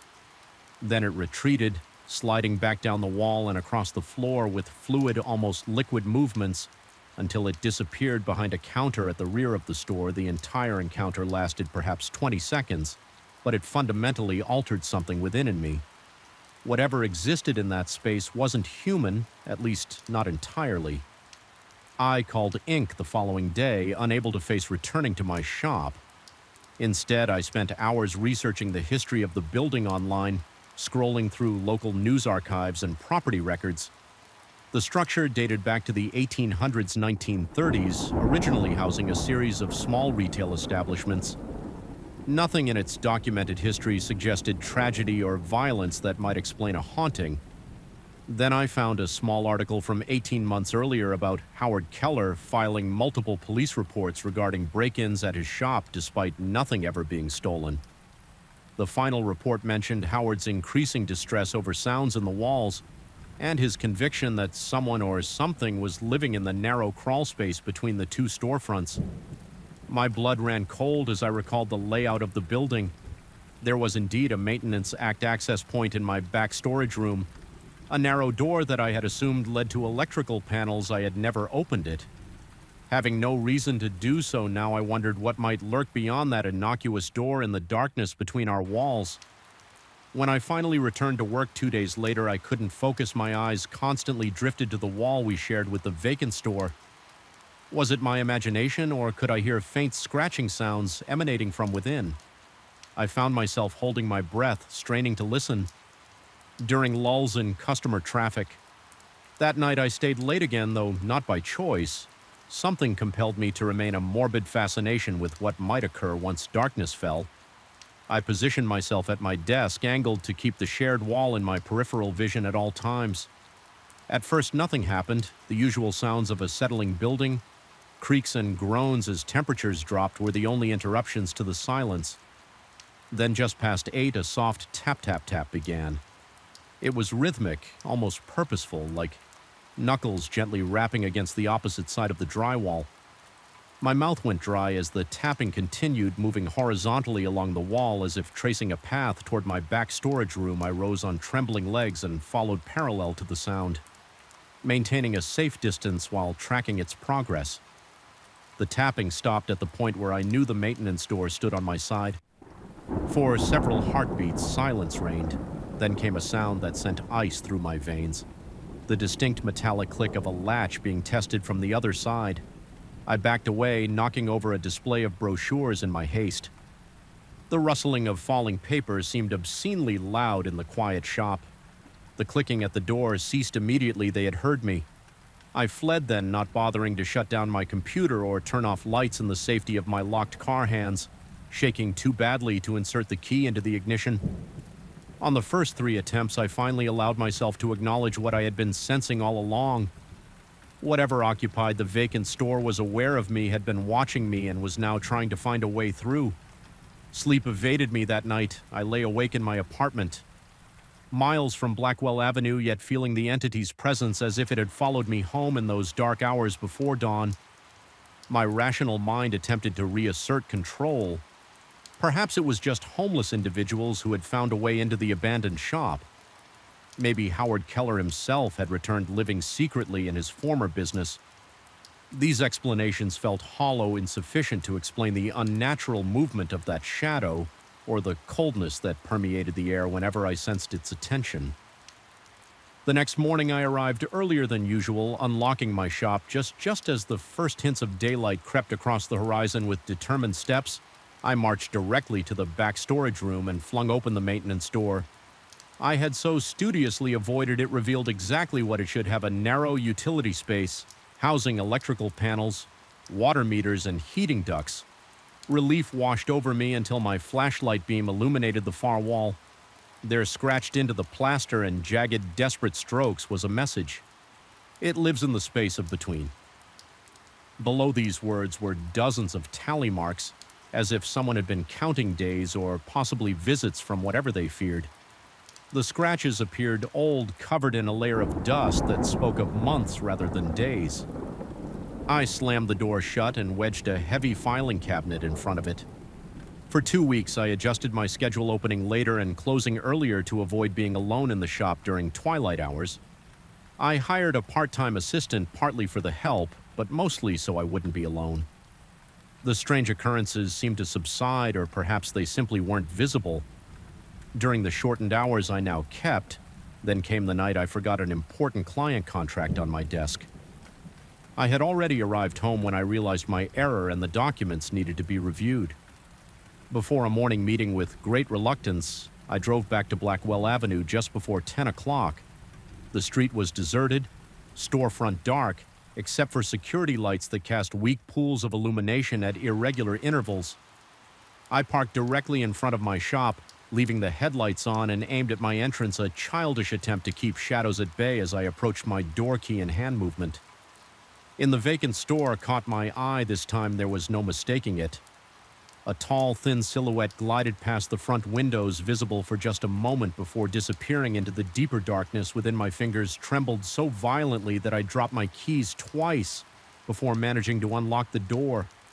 Once inside, I moved with desperate haste, snatching the contract folder from my desk without even checking its contents as I turned to leave. The lights in my shop flickered once, twice, then stabilized, and that's when I heard it. A soft shuffling coming from the storage room.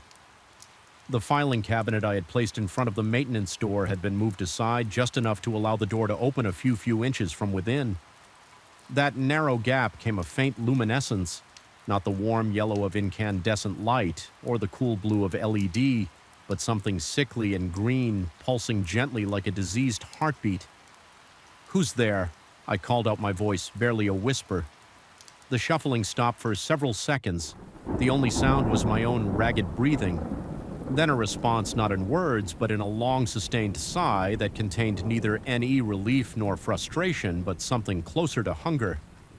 I backed toward the front door, unwilling to turn my back on whatever waited in the storage room. The green light began to intensify, growing brighter as a shadow stretched out from the partially open door, reaching across the floor toward me with impossible length. My back hit the front entrance. I fumbled behind me for the handle eyes still fixed on the advancing darkness, just as my fingers closed around the cold metal. The shadow reared up from the floor, rising into a column that towered nearly to the ceiling. It began to take shape, vaguely humanoid, but wrong in fundamental ways. Limbs too long and jointed in places where human arms and legs should not bend, a head that seemed more suggestion than substance, tilting at an angle that implied curiosity or perhaps assessment. The contract slipped from my nerveless fingers as the figure took one gliding step forward, then another. Its movement was silent now, eerily graceful as it emerged fully from the storage room in that moment of pure terror. A strange clarity descended upon me. I realized that what stood before me was neither ghost nor monster in the traditional sense. It was something that existed in the negative spaces of our reality, in the gaps between walls, in the shadows between streetlights, in the silence between heartbeats. Howard Keller hadn't fled. He had been absorbed, becoming part of the entity that had tormented him. The same entity that now reached for me with elongated fingers that seemed to both exist and not exist simultaneously. I burst through the front door, not bothering to lock it behind me as I threw myself into my car and peeled away from the curb. I glanced in my rearview mirror. There, framed perfectly in the doorway of my shop, stood the figure now fully solid and unmistakably wearing what appeared to be Howard Keller's face, stretched over features that were decidedly not human. I never returned to collect my belongings. I called the landlord the next day and told him I was breaking my lease, willing to forfeit my security deposit and pay whatever penalties were necessary. His lack of surprise spoke volumes. "It happens," he said quietly. "Every few tenants, they never stay long once it notices them." I've moved across the country since then, putting as much distance as possible between myself and Blackwell Avenue, but sometimes in the moments between wakefulness and sleep, I sense a familiar presence in the corner of my bedroom where shadows gather most densely. I occasionally glimpse movement, a subtle shifting that shouldn't be possible in an empty space. And on those nights I lie perfectly still, eyes shut tight, knowing with dreadful certainty that some things, once they notice you, never truly let you go. They merely bide their time in the spaces between, waiting for the moment when you too will become another shadow on the wall, the fluorescent. Lights never flicker in our office. That's what makes it worse. There's no warning, no physical manifestation of the wrongness that permeates this place.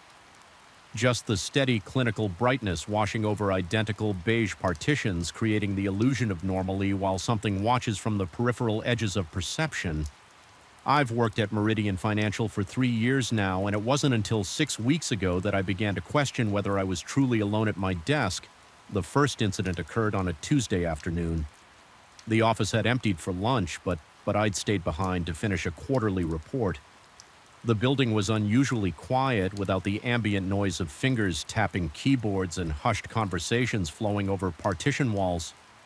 I was deep in concentration, manipulating data points in an Excel spreadsheet when I felt it. My chair slowly rolling backward, not a sudden jerk, but a deliberate measured pull, as though someone standing behind me had grasped the backrest with both hands and gently drawn it away from my desk. My body tensed immediately. The movement was unmistakable, the roller wheels making that distinctive soft rumble against the thin carpet. I spun around, expecting to find a coworker playing a prank, but encountered only the empty space between my cubicle and the wall. The air conditioning vent was 15 feet away, its gentle breeze far too weak to move a chair occupied by my 185-pound frame. I scanned the area for any logical explanation. Perhaps the floor was uneven, causing a gradual roll. Nothing, nothing. The floor was perfectly level. The chair's wheels were locked. There was no rational explanation for what had just occurred after a few moments of staring into empty space. I laughed nervously and rolled myself back to my desk. The sound echoed unnaturally in the vacant office. I dismissed the incident, blaming it on lack of sleep or an overactive imagination fueled by too much caffeine, but that was just the beginning. 2 days later, I was organizing files in the cabinet adjacent to Kyle Peterson's desk when I heard it. The distinctive click of a mouse button being depressed, then released. I straightened up my spine, stiffening as I turned toward the sound. Kyle's workstation sat empty, his computer powered down the monitor, a black void reflecting the overhead lights as I stared. Another click pierced the silence, then unmistakably the rapid tapping of keys on a keyboard that shouldn't have been active. The hairs on my forearm stood up as I approached Kyle's desk. The phantom typing continued for 3 more seconds before abruptly ceasing. When I reached the edge of his partition, the keyboard sat undisturbed. The mouse hadn't moved, the computer remained off its power button. Unlit, I pressed a random key experimentally, feeling the familiar resistance and hearing the plastic click. It sounded identical to what I just heard, except there had been no one there to press it. I reported the incident to it the next morning, keeping my voice casual as I described strange electrical activity at several workstations. Maris from tech support conducted a thorough inspection, checking for short circuits, software glitches, and remote access attempts. His analysis revealed nothing unusual. He suggested that newer computers sometimes made settling noises as components cooled. Although his explanation seemed forced, a rational band-aid applied to an irrational wound. The incident escalated over the following week. I began documenting each occurrence in a password-protected file on my desktop titled Office Anomalies. The mouse clicks and phantom typing continued intermittently, always from unmanned workstations. Twice I discovered my own monitors awake when returning from short breaks, despite having manually put them to sleep. Chair movements became more frequent. Not just my own chair rolling backward, but occasionally shifting to the side in tiny increments, as though someone invisible was adjusting their position for comfort. I started noticing patterns. The phenomena occurred most frequently between 2:30 and 4:15 p.m., when the office population thinned as people attended meetings or took late coffee breaks. Activity clustered around my section of the floor and 3 empty cubicles nearby that had been vacant since the last round of layoffs. The temperature around these workstations ran consistently 3 to 4 degrees cooler than the rest of the office. According to the small digital thermometer I'd smuggled in and placed discreetly on my desk, my colleagues noticed the change in my behavior before they noticed anything unusual about the office itself. I caught Diane from accounting watching me with concern when I abruptly stopped mid-sentence during our budget meeting after hearing keyboard clicks from an empty conference room next door. Later, she quietly asked if everything was all right at home, her eyes communicating a sympathy I didn't want or need. I assured her I was fine, just suffering from insomnia, the standard excuse for increasingly erratic behavior. The truth was, I'd begun dreading coming to work each morning. I would stand at the entrance to my cubicle, heart pounding, palms slick with sweat, scanning my workspace for signs of disturbance. Had my chair moved a quarter inch to the left, was my monitor tilted at a slightly different angle? Were my pens arranged exactly as I'd left them? The minute adjustments seemed deliberate, as though someone wanted me to notice them but couldn't physically move objects more dramatically. By the 3rd week, I developed a routine to document the normal state of my workspace before leaving it unattended. I took photos with my phone before bathroom breaks, positioned items in specific alignments, and even placed a single strand of hair across my keyboard, an old spy trick to detect interference. More often than not, I would return to find subtle changes. The hair moved or missing. My stapler rotated 15 degrees. Desktop icons rearranged. The incident that finally shattered my skepticism occurred exactly 32 days after the first chair movement. I'd stepped away from my desk for barely 3 minutes to refill my coffee mug. When I returned, my computer display showed an open Word document I had no recollection of creating. The file name was a string of numbers 2222317 docs that I later realized corresponded to the date of the first incident. The document contained only a single line of text typed in 12-point Arial. I need to finish what was started. My coffee mug slipped from my fingers, the ceramic shattering against the thin industrial carpet, hot liquid spattering my ankles. I barely felt it. The words on the screen seemed to pulse with malevolent intent. I didn't create this file. No one else had access to my computer, which automatically locked after 60 seconds of inactivity. Yet here it was undeniable evidence that something or someone was using my workstation. My mouth went dry as I lowered myself into my chair, which felt unusually cold against my back, as though someone had just vacated it with trembling fingers. I closed the document without saving and ran a full virus scan. The system came back clean. I checked the document properties, which listed me as the author, and showed a creation time of 10:37 a.m., exactly when I'd been standing in the break room watching coffee drip into my mug from the machine spout that night I couldn't sleep. My mind raced through possible explanations, each more unlikely than the last. An elaborate prank by coworkers, corporate espionage, a security guard. With access to our systems during off hours, a homeless person somehow gaining entry to the building. None of it made sense. The building had 24-hour security and keycard access. The IT systems logged all activity. There would be evidence of an intruder unless the intruder wasn't physical. The thought that had been hovering at the edges of my consciousness finally formed into coherent shape. What if the empty cubicles weren't actually empty?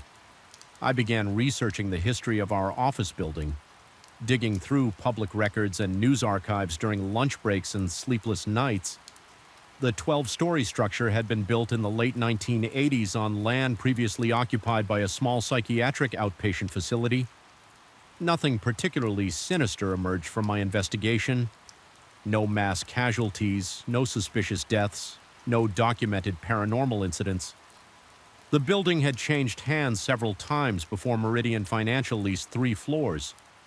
5 years ago, however, one detail caught my attention. A small news item from 4 years back mentioned an employee of the previous tenant, an insurance company who had disappeared after being laid off. Walter Grimm, age 47, had reportedly become distraught. After losing his job of 15 years, his car was found in the parking garage, but Walter himself was never located. The article was brief, mentioning that police suspected suicide, though no body was ever recovered. A follow-up piece 3 months later indicated the case had gone cold. My pulse quickened when I read the physical description of Walter Grimm, 5'10", 190 pounds. About my build, the article included a grainy photo showing a nondescript middle-aged man with thinning hair and wire-rimmed glasses, similar to the ones I wore. The resemblance wasn't striking, but it was enough to send a chill racing down my spine. I began noticing new patterns in the phenomena. Activity intensified whenever I worked late. As though my presence after hours disrupted something, the phantom typing became more urgent, the chair movements more aggressive twice. I felt a distinct pressure against my shoulder blades while working, as though someone were leaning over me to view my monitor. Each time I'd spin around to find empty air, my heart hammering against my ribs, my breath coming in short, painful gasps. My work performance suffered. I missed deadlines, made careless errors in financial projections, and zoned out during important meetings. My supervisor, Michael, called me into his office to express concern. He spoke in carefully measured tones about a stress management and the company's employee assistance program. I nodded mechanically, knowing there was no way to explain what was happening without sounding completely unhinged. I promised to improve and left his office with a referral to a therapist I had no intention of seeing. Instead, I formulated a plan. If something was occupying my workspace when I wasn't there, I needed to document it. I purchased a small motion-activated camera disguised as a phone charger and positioned it on my desk, angled to capture my chair and computer. For 3 days, I reviewed the footage each night, finding nothing but the occasional colleague walking past my cubicle. The disappointment was almost worse than confirmation would have been. Was I truly losing my mind on the 4th day? The camera failed to record anything at all. When I checked the device, I found it unplugged, the memory card missing. I searched my entire cubicle, growing increasingly frantic as I removed stacks of papers and empty drawers. The memory card was nowhere to be found. My hands trembled as I realized the implications. Whatever was happening, it was aware of my attempts to document it. That same afternoon, I received an email from an internal address I didn't recognize. rimmermeridianfinancial.com. The subject line read your replacement, and the body contained only 2 words. Almost ready, my blood turned to ice water in my veins. Walter Grimm, the disappeared employee. I checked our company directory. No listing for anyone with that surname. I forwarded the email to it. Security claiming it looked suspicious within an hour. Marcus appeared at my cubicle. His expression troubled. That email address doesn't exist in our system, he said, keeping his voice low, and there's no record of this message in the server logs. Are you sure you received it? I showed him my inbox, the message still prominently displayed. He squinted at my screen, then asked if he could check something. I relinquished my chair, watching as he opened command prompt and typed a series of instructions. His frown deepened. This doesn't make sense, he muttered. According to the logs, you sent an email to yourself at 2:43 p.m., but the sender address has been modified somehow. This shouldn't be possible without admin access. I didn't send anything to myself. I insisted. My voice, rising several heads, turned in our direction. Marcus gave me a look that mixed confusion with pity. Look, maybe you should take a few days off. I can report this as a system glitch. But he trailed off, glancing at my desk, which I now realized was cluttered with disorganized papers, empty coffee cups, and the scattered components of my disassembled spy camera. I followed his gaze and saw my workspace through his eyes, the domain of someone unraveling. I agreed to take time off, not because I accepted his unspoken assessment of my mental state, but because I needed time to think. Without the constant fear of what might happen when I turned my back as I packed my bag, I felt a strange reluctance emanating from the space around me, as though the air itself had thickened with disapproval. For a moment, I could have sworn I heard breathing behind me, not my own irregular, panicked breaths, but the measured inhalations of someone watching and waiting. 3 days at home did nothing to calm my nerves. I slept poorly, jolting awake at the slightest noise, convinced I'd heard keyboard clicks or rolling chair. Wheels on the hardwood floors of my apartment during waking hours, I obsessively researched Walter Grimm, building a profile of the man who might be haunting my workstation. His digital footprint was minimal. No social media accounts, just a few mentions in company newsletter letters from his former employer. One photo showed him at his desk, occupying what I now realized was the exact location of my current cubicle. When I returned to work the following Monday, I found my workspace meticulously organized. My pens were aligned perfectly parallel to my keyboard. My monitors were positioned at precisely the same height and angle. Even my chair was adjusted to the optimal ergonomic position. Nothing was missing or added. Everything was simply optimized, as though someone had been fine-tuning my workspace. In my absence, my colleagues welcomed me back with awkward smiles and careful questions about how I was feeling. I responded with practiced reassurances, claiming a stomach virus had kept me home. As the day progressed, I maintained a facade of normalcy while hyper-aware of every sound and movement around me. Nothing unusual occurred, no phantom typing, no moving chairs, no unexplained emails. The absence of phenomena was more unsettling than their presence had been. As the office emptied for the day, I made a deliberate decision to work late. I needed to confront whatever was happening, to face it directly rather than allowing fear to consume me. At 6:30 p.m., I was alone on the floor, the overhead lights dimmed to their energy-saving evening setting. Casting longer shadows between cubicle partitions, I stood up from my chair and spoke aloud to the empty office. Walter Grimm. I know you're here. The words hung in the air, seeming to vibrate in the silence that followed for nearly a minute. Nothing happened then. Slowly, deliberately, my chair swiveled 180 degrees to face me. The seat remained empty, but the impression of weight was unmistakable. the cushion compressed slightly as though supporting an invisible occupant. My heart hammered against my ribs so violently I feared it might rupture. Sweat beaded on my forehead and trickled down my temples as I stared at the vacant chair that somehow communicated absolute presence.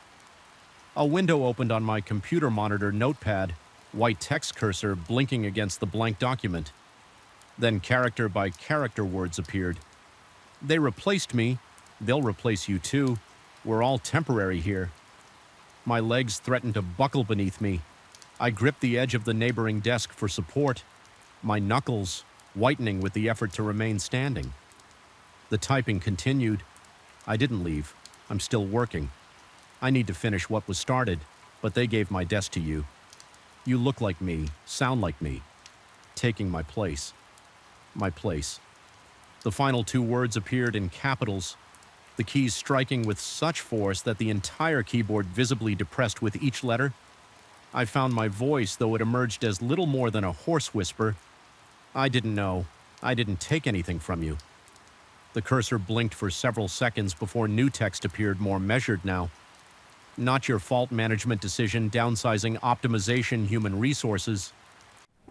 Human resources, like we're just things to be used until we're used up. I swallowed hard, my throat clicking dryly. What do you want from me? The recipe response came immediately. Acknowledgement, recognition. I still exist. I still matter. I still work. A chill washed over me as understanding dawned. Walter Grimm hadn't left the building after being laid off. Something had happened here. Something he couldn't or wouldn't leave behind. His presence had lingered, performing the routines that had defined his existence for 15 years, and when I had been assigned his former cubicle, his territory, his purpose had shifted from performing work to reclaiming his space with trembling fingers. I typed a response. I acknowledge you, Walter. Your work was important. You still matter. For a long moment. Nothing happened. Then my chair slowly rolled backward, creating space at the desk. New text appeared on the screen. There's room for both of us. I can help. I never make mistakes in spreadsheets, never miss deadlines. I just need somewhere to work. I stared at the monitor, understanding the implicit offer, a partnership with something that wasn't supposed to exist, an arrangement that defied rational explanation. Yet in that moment it seemed less frightening than it should have. Perhaps because I finally understood Walter Grimm wasn't malevolent. He was just another office worker clinging to the only identity he had known, unwilling or unable to accept his termination. We can share, I said softly, the words. Feeling strange in my mouth. You work after hours. I work during the day, but no more. Moving my things or scaring me. The cursor blinked for several seconds before the final message appeared. Acceptable terms, contract agreed. Thank you for not replacing me completely. The text document closed itself. My chair rolled forward slightly, then stopped as though inviting me to reclaim my position. With a deep breath, I sat down, feeling a strange pocket of cold air that dissipated as I settled into the seat. The office felt different now, not exactly safe, but comprehensible in a way it hadn't been before. That was 6 months ago. I still work at Meridian Financial. Still occupy the same cubicle. My productivity has mysteriously improved. Spreadsheets that would have taken me hours somehow get completed overnight. My error rate has dropped to 0. My supervisor has commented on my remarkable turnaround, even putting me up for promotion. I never stay past 6 p.m. Now that's Walter's time each morning when I arrive. My desk is immaculately organized. My files arranged with mathematical precision, my chair adjusted to perfect ergonomic height. Sometimes I find notes in minimized windows, suggestions for approaching difficult projects, observations about office politics, warning about upcoming policy changes that somehow materialize days later. I've stopped questioning how he knows these things or what exactly Walter Grimm is now. I simply accept that my workspace has 2 occupants working in shifts we never overlap, except for those brief moments when I'm gathering my things to leave and the air grows slightly colder around me. I always say goodbye aloud, acknowledging his presence before departing. I've learned to live with the arrangement. This strange symbiosis with whatever remains of the man who worked here before me, but some nights lying awake in my apartment, I wonder what would happen if I were ever downsized. Myself, would I leave peacefully, or would something essential remain behind typing at a keyboard long after my body had gone? And if someone new were assigned to my cubicle, our cubicle, would there be room for three? I try not to think about it. Instead, I focus on being replaceable after all. In today's economy, job security is everything, and having seen the alternative, I'm more motivated than ever to keep my position. Because now I understand the truth that Walter Grimm discovered at Meridian Financial. No one ever really leaves their desk EO. The fluorescent light above my head flickered once, twice, then settled into a persistent, almost imperceptible hum that seemed to drill directly into my skull. A cold draft crawled across the back of my neck, raising goosebumps on my skin. Despite the supposedly climate-controlled environment of the university's sub-basement archives, I told myself it was just poor ventilation. Old buildings have their quirks after all. But deep down in that primitive part of my brain that ancestors relied on for survival, something whispered, "You are not alone down here." My name is Daniel Mercer. I'm an adjunct professor of American literature at Grayson University, and 3 months ago I discovered the perfect hiding place. The sub-basement archives, a labyrinth of metal shelving units filled with dusty tomes, forgotten journals, and boxed records that hadn't seen daylight in decades, became my sanctuary. Unlike the crowded faculty offices or the perpetually noisy library, no one came down here. The isolation was perfect for someone like me, desperate for uninterrupted research time to finish the book that might finally secure me a tenure-track position. At first I found the silence comforting, the gentle hiss of the ancient ventilation system, the occasional creak of the building settling. They became a soothing white noise. As I worked, I established a routine, arriving early each morning with a thermos of coffee, navigating the narrow passages between shelves to my favorite corner, where I'd set up a makeshift workspace atop an old wooden desk. The first incident happened on a Tuesday, exactly 26 days after I began working in the archives. I was deep into my research when the sensation hit me, a subtle shift in air pressure, as if someone had just walked past my coffee cup, trembled slightly, sending ripples across the dark surface of the liquid.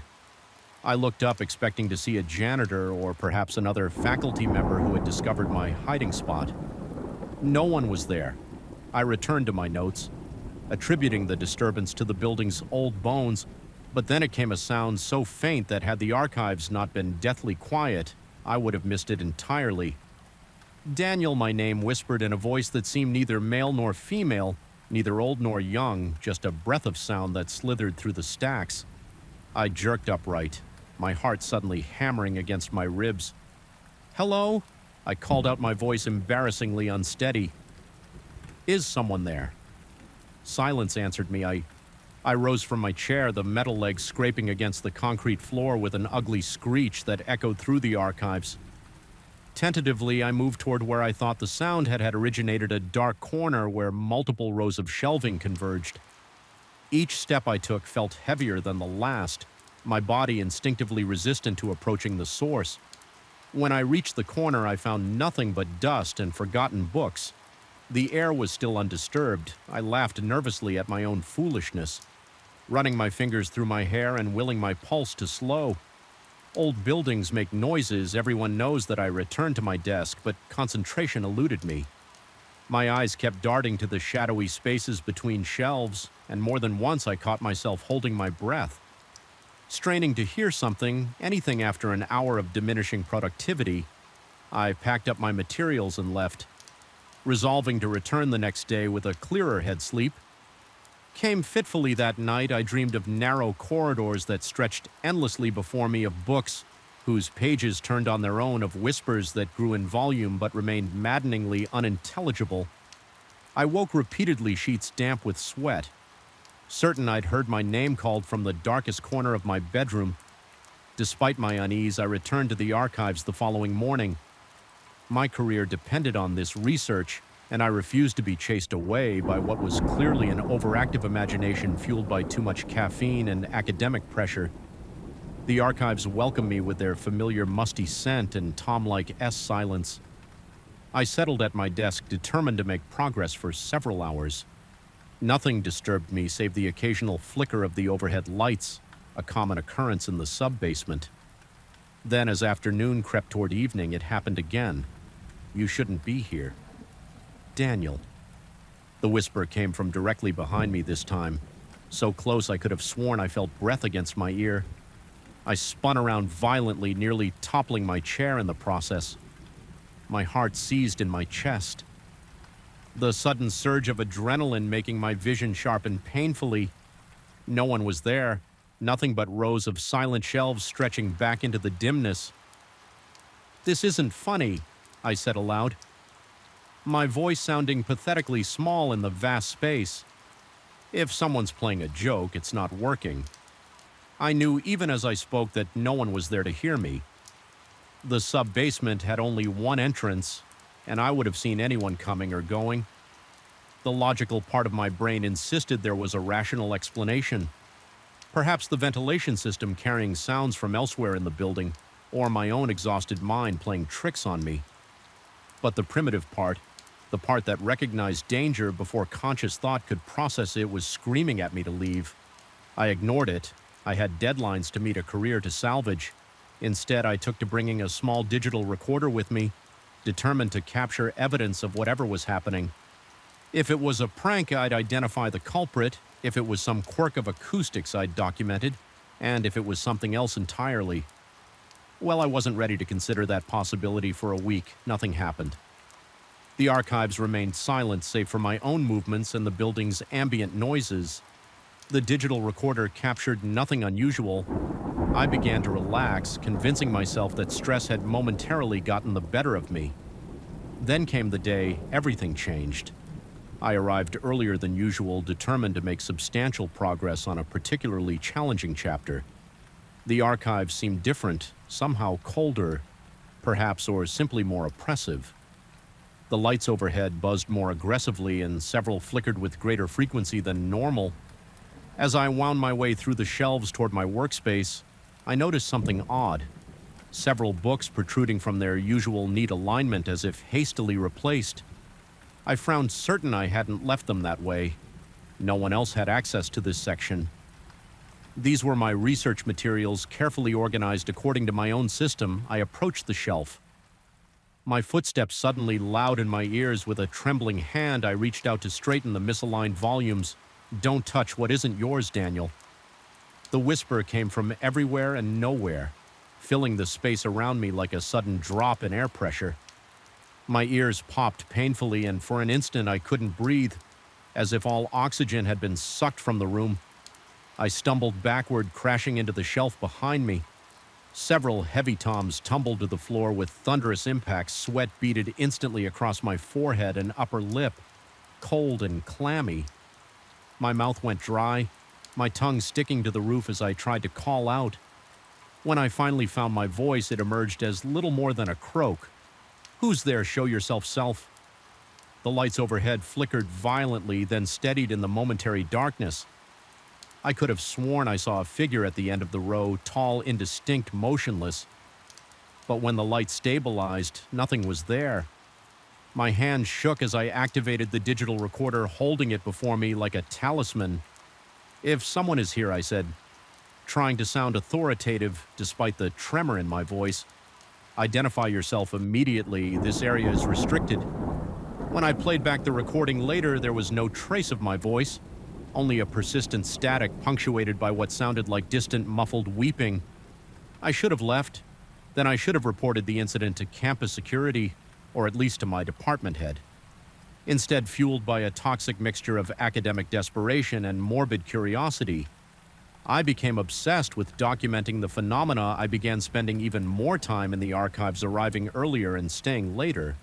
I set up additional recorders throughout the space.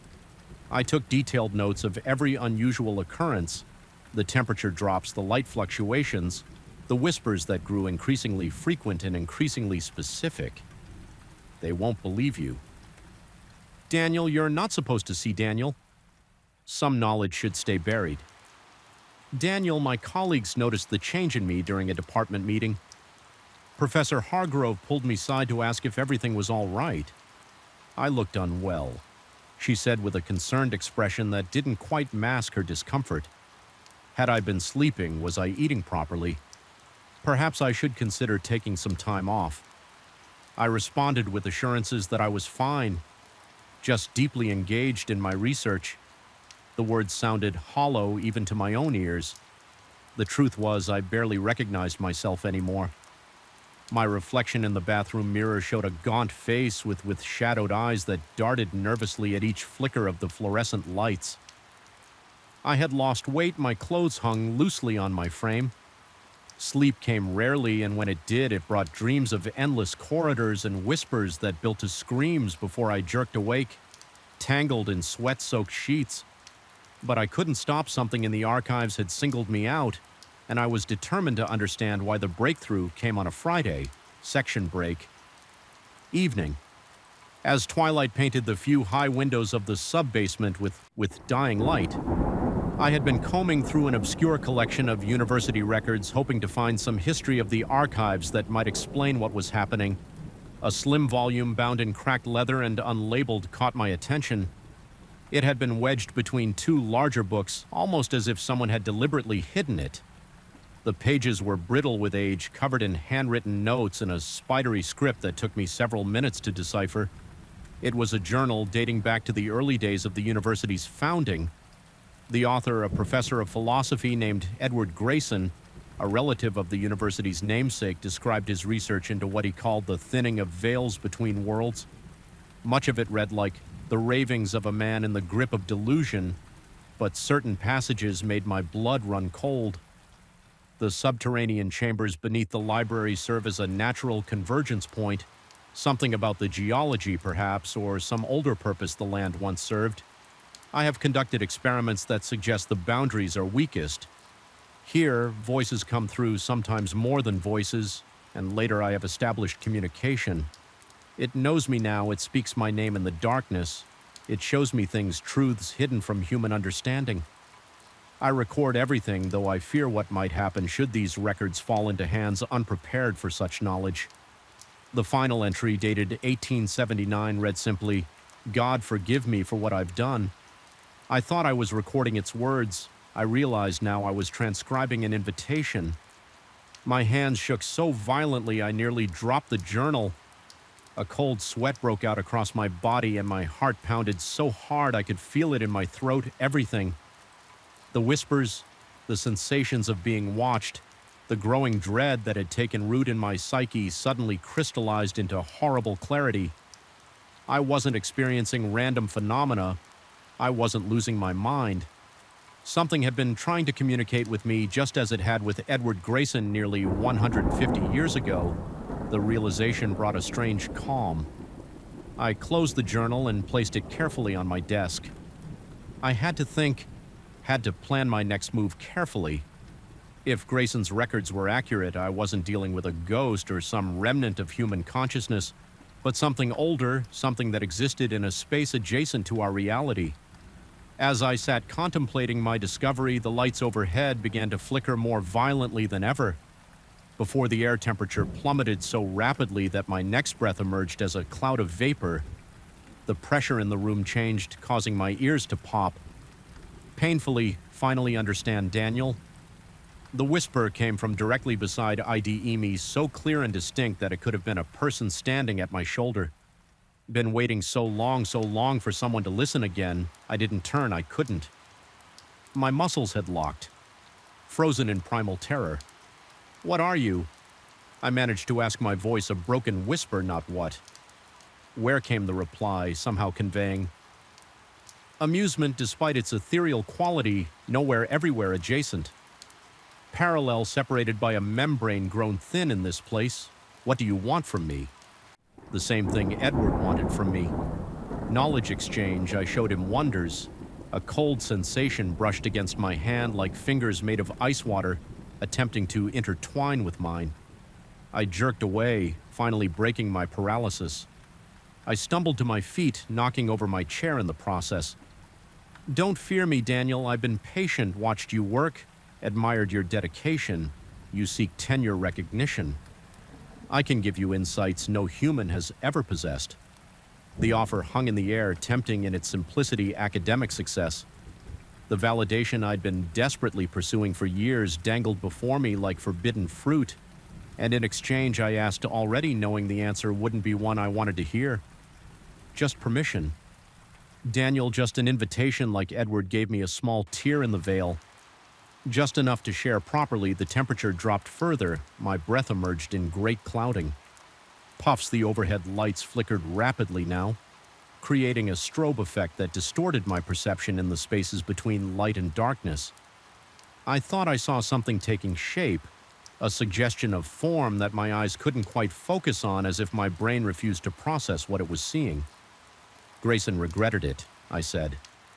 Backing slowly toward the exit, he asked forgiveness in his final entry, weakness. The voice hissed closer. Now he lacked vision. You don't have to repeat his mistake. Think of what we could accomplish together for one terrible moment. I hesitated. The promise of knowledge, of insights no other scholar possessed, was almost irresistible. My entire career, my identity was built around the pursuit of understanding what was academic research, if not an attempt to push back the boundaries of human knowledge. But something in the voice's eagerness gave me pause.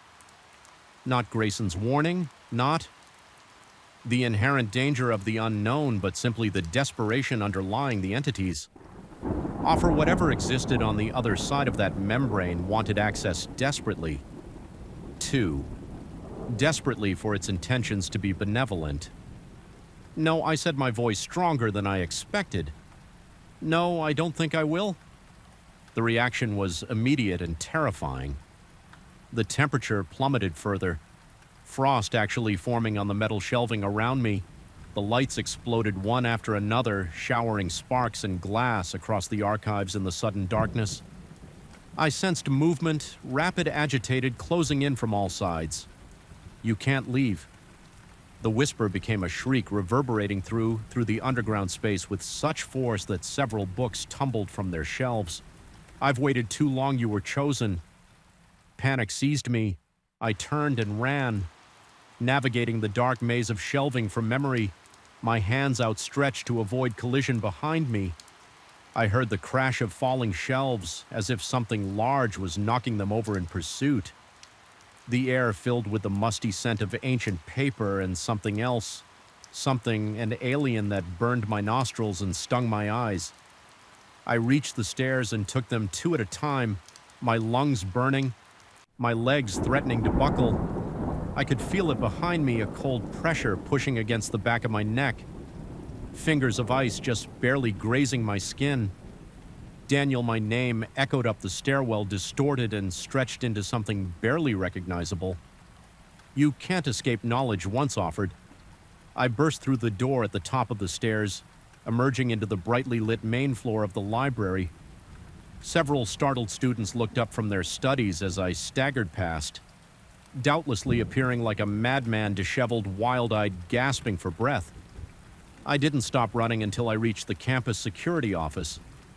What followed was predictably disappointing. The security officers investigated the archives and found evidence of an electrical malfunction. The cause of the exploded lights they attributed to fallen shelves, to poor maintenance, and possibly my own panicked flight through the stacks when I tried to explain about the whispers. The journal, the entity that had offered me forbidden knowledge. I was met with concerned looks and gentle suggestions that perhaps I should speak with someone from the university's counseling center. I didn't argue. What could I say that wouldn't sound like the ravings of a man on the edge of a breakdown? The journal itself had vanished, whether taken by the entity or simply lost in the chaos of fallen shelves and scattered books. I couldn't say without it. I had no evidence beyond my own increasingly uncertain recollections. That was 2 weeks ago. I haven't returned to the archives. Since then, I've restricted my research to the main library, always ensuring I'm surrounded by other people.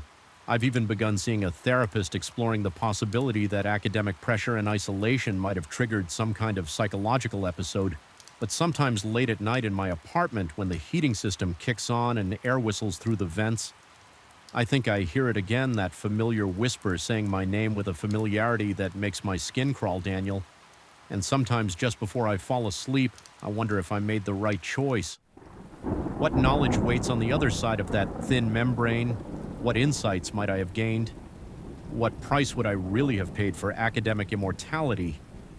Those thoughts terrify me far more than any supernatural encounter because, in my heart, I know the truth part of me wanted to say yes. Part of me still does.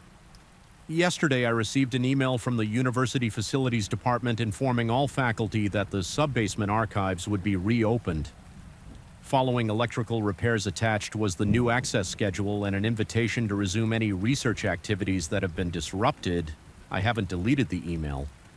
I haven't responded either, but I keep thinking about that journal about Edward Grayson's final words, his plea for forgiveness. I keep thinking about the desperation in that ethereal voice, the promises it made, the knowledge it offered. And I find myself wondering as my cursor hovers over the reply button just how thin that membrane between worlds really is, and whether it might be worth taking one more trip down those stairs just to satisfy my curiosity. After all, what kind of scholar would I be if I didn't pursue knowledge regardless of where it might lead for?